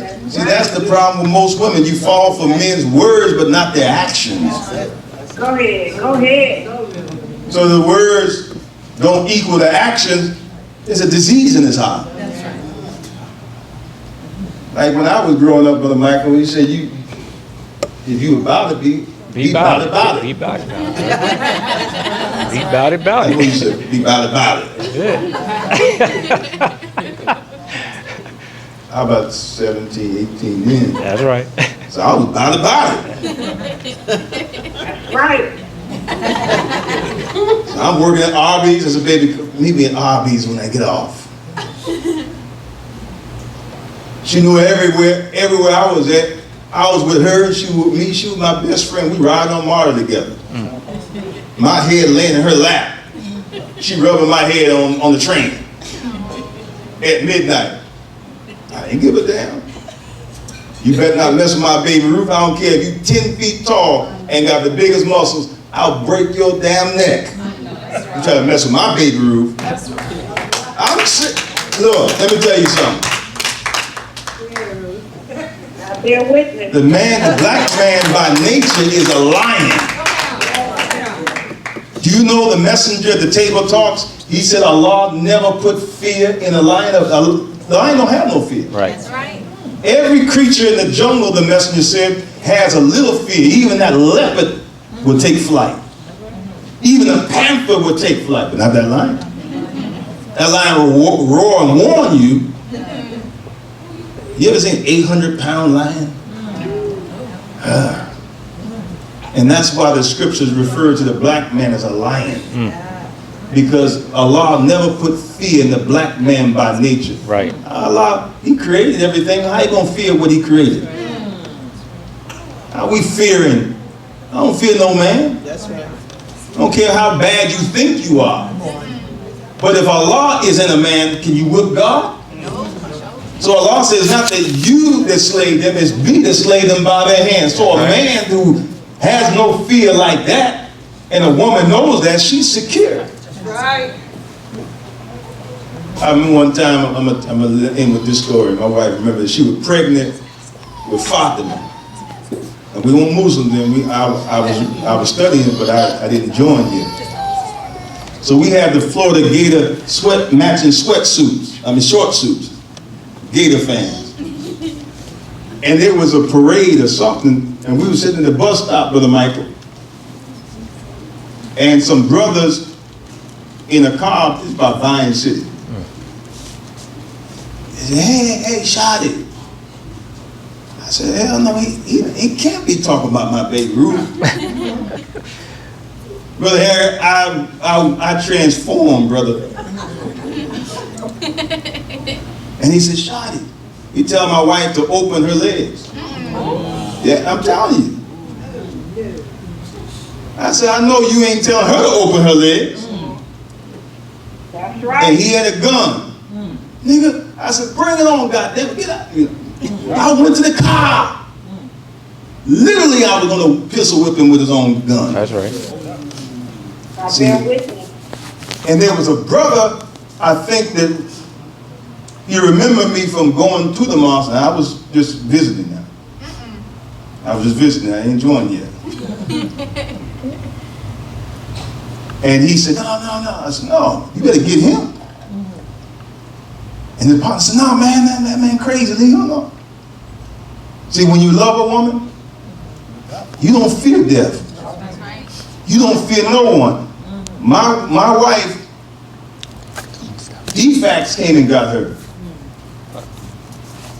Because her mother got locked up with a DUI, and then some evil person in her family, what you talking about, family people, said that the children by themselves, they're underage. And they came and got her brother, I think two of her brothers. And I was at Pizza Hut. Someone said, man, Union City Police got Ruth. I said, what? I walked out of the job. They said, where are you going? You gotta make pizza. I ain't making nothing. I went to the police station. And my brother gave me a ride to the Union City Police Station. I was only 18. I said, damn it, where's my wife at? We weren't even married. What you talking about? And the old white man came out, and the white woman, police officers, said, no, calm down. No, you goddamn calm down. Now, I want to know why you came to pick up my wife. Now, I'm going based on the rumor, though. I didn't know she wasn't there. But the big brother, bald-headed, about 6'3", big brother, like, just big. He said, nigga, if you don't get out of here, I'm gonna pop your neck like a chicken. I said, you ain't gonna do a goddamn thing. Police officers with guns. I told you. Boy, they all grabbed me. He tried to pop my neck like a chicken. I'm fighting. They throw me in the cell. I stay in the cell all night. Don't go to sleep. My mother bailed me out. I'm in the passenger seat. She tell me the whole while, you need to stay away from her. She ain't nothing but trouble. See? Going to your question. I ain't saying nothing. And you hear me? I ain't said nothing. But my mind's in a zone. I'm blocking everything out. I'm finding out where my room is. I get home, take a shower, change clothes. Where you going? You need to get some sleep. Slam the door. We in Regency Park down the street. That's right. On Godby Road or South Hampton place. So I catch the bus on Godby Road. Catch the train to 5 Points. I'm walking at that point. I black out. And when I become conscious, I'm at the CNN building where the food court is. I don't remember walking from the train station to get to the CNN. Then I'm saying, where could she be? See? And at that point, I saw 2 police officers, an old white man and a brother. And something inside of me, a voice said, go ask them. So I ran and asked them. And I started, talking real fast because I was so desperate. He said, hey, whoa, slow down. Now what happened? And I told him what happened. And then they looked at each other. It was quiet for a minute. And their facial expression, like, I never saw nothing like this before. I don't know what they saw on my face. But he took his pen out and wrote down a number. He said, try this number. I took the paper, I ran to the phone booth. God is my witness. I called the number and a woman, black woman answered. And the same way I talked to the officer trying to find out what Ruth was, I talked the same way to him and same way to her. And she said, sir, I can't acknowledge or deny that she's here. I said, please, this is my baby Ruth. We about to get married. And I'm talking to a black woman. I say marriage. I heard her like changing a little bit. At that time, Ruth was walking right by her office. And she was going to the restroom, she said, and the lady said, hey, come in. Someone wants to speak to you.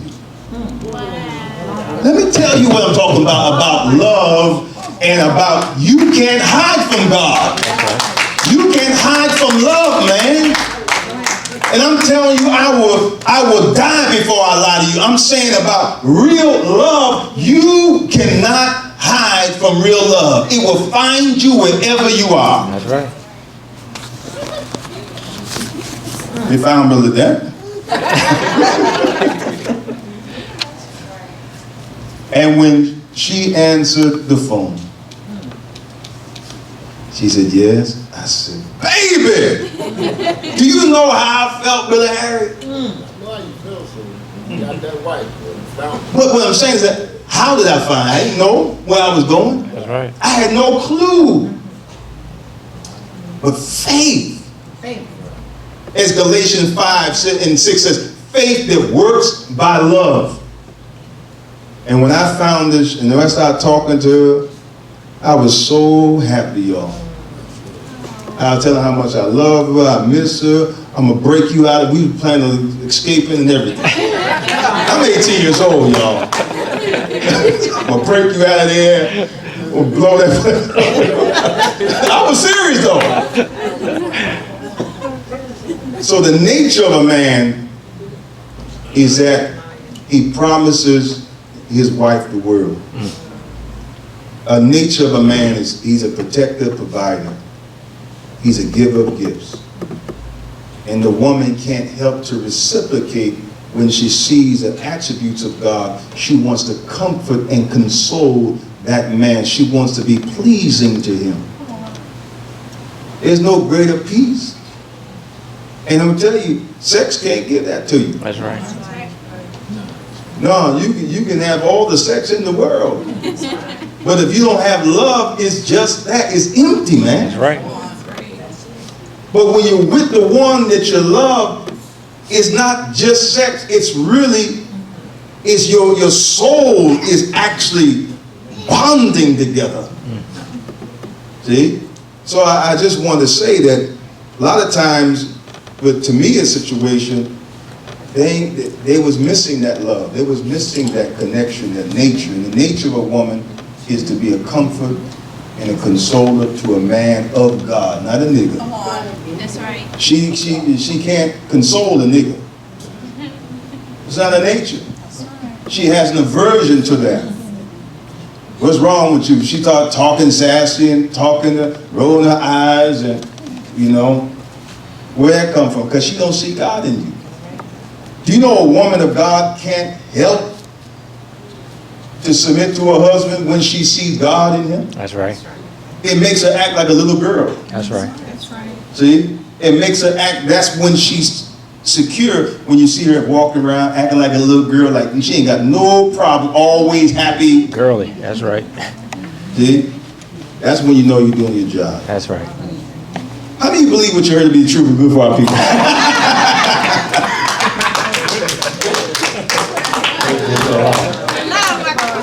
Well, brothers and sisters, we had a wonderful afternoon. And brothers and sisters, this is our first male-female relationship banquet. Is that right? Here. No, we have. Here? Oh, and here. Yeah. I think this is the first one. This is the first one. First thing. Praise be to Allah. Long way. Praise be to Allah. And I thank Allah for everybody that was able to attend, and those that weren't, inshallah, maybe the next time. You know, we talk about, we do here. We don't just talk, we do. Right? And at this time, I'm going to bring Brother Gerald up, and he'll close us out. Again, I thank Allah for you. Got one more I have a question. Okay. Student Minister Stanley and everybody else. My question is, before this had happened, I had came up with an idea of male-female relationship, but I was talking about taking it to the community. And the reason why, inshallah, Sister Ruth will be here by that time, so that the Christian, you know, we can present this to our community on a larger scale. Right. To let our community see how we love and how to create healthier, happier relationships and marriages, not just for here. So I was thinking about getting into like maybe an auditorium in the school. They rent the schools out where we can fill the auditorium room up, and we can actually invite, and maybe down the line I'm talking about, but we can actually invite the community in, the public in, to bring them in and show them how we have healthy male and female relationships, and it could be a larger panel of other brothers and sisters, but just showing the public how we do things and how we keep our family strong, because a lot of us, although we sit here and we think they out there, they know, they really don't know, and they really need to be educated. They really need to be taught on how we can create this. So I was hoping that we could probably take it out there to the community as well. I'm glad you said that. Yes, sir. Praise be to Allah. Y'all see all them cars out there? Yes, sir. They want us to come and speak to them right now. Brother Michael, where's Brother Michael? Brother Michael spoke to He's at the door. the organizer, and he wants us to come and say a few words to him. And you got about, man, look like about 1,000 out there. About at least 1,000. At least 1,000. They want to, they're giving us permission to say a few words with Yes, sir. He said you can come to the microphone. So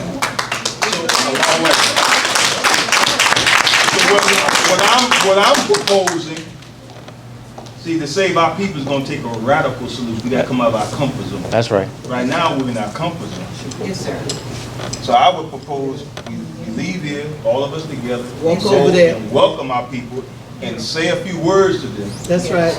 And inspire them based upon what we're saying. And when they see you and see the wonderful marriages, clean sisters, clean brothers, I think we're inspired. And what y'all think about it? That's right. Yes, sir. And they say Muhammad's mom is right here. If you want to learn more, Sunday at 11 o'clock. Are y'all supporting us on that? Yes, sir. Yes, sir.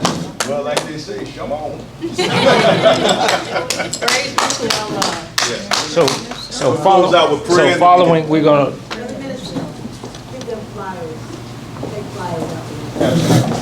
so following, we're gonna make a trip over and see the family. Brother Jerry, you wanna close this out in prayers? Excellent idea.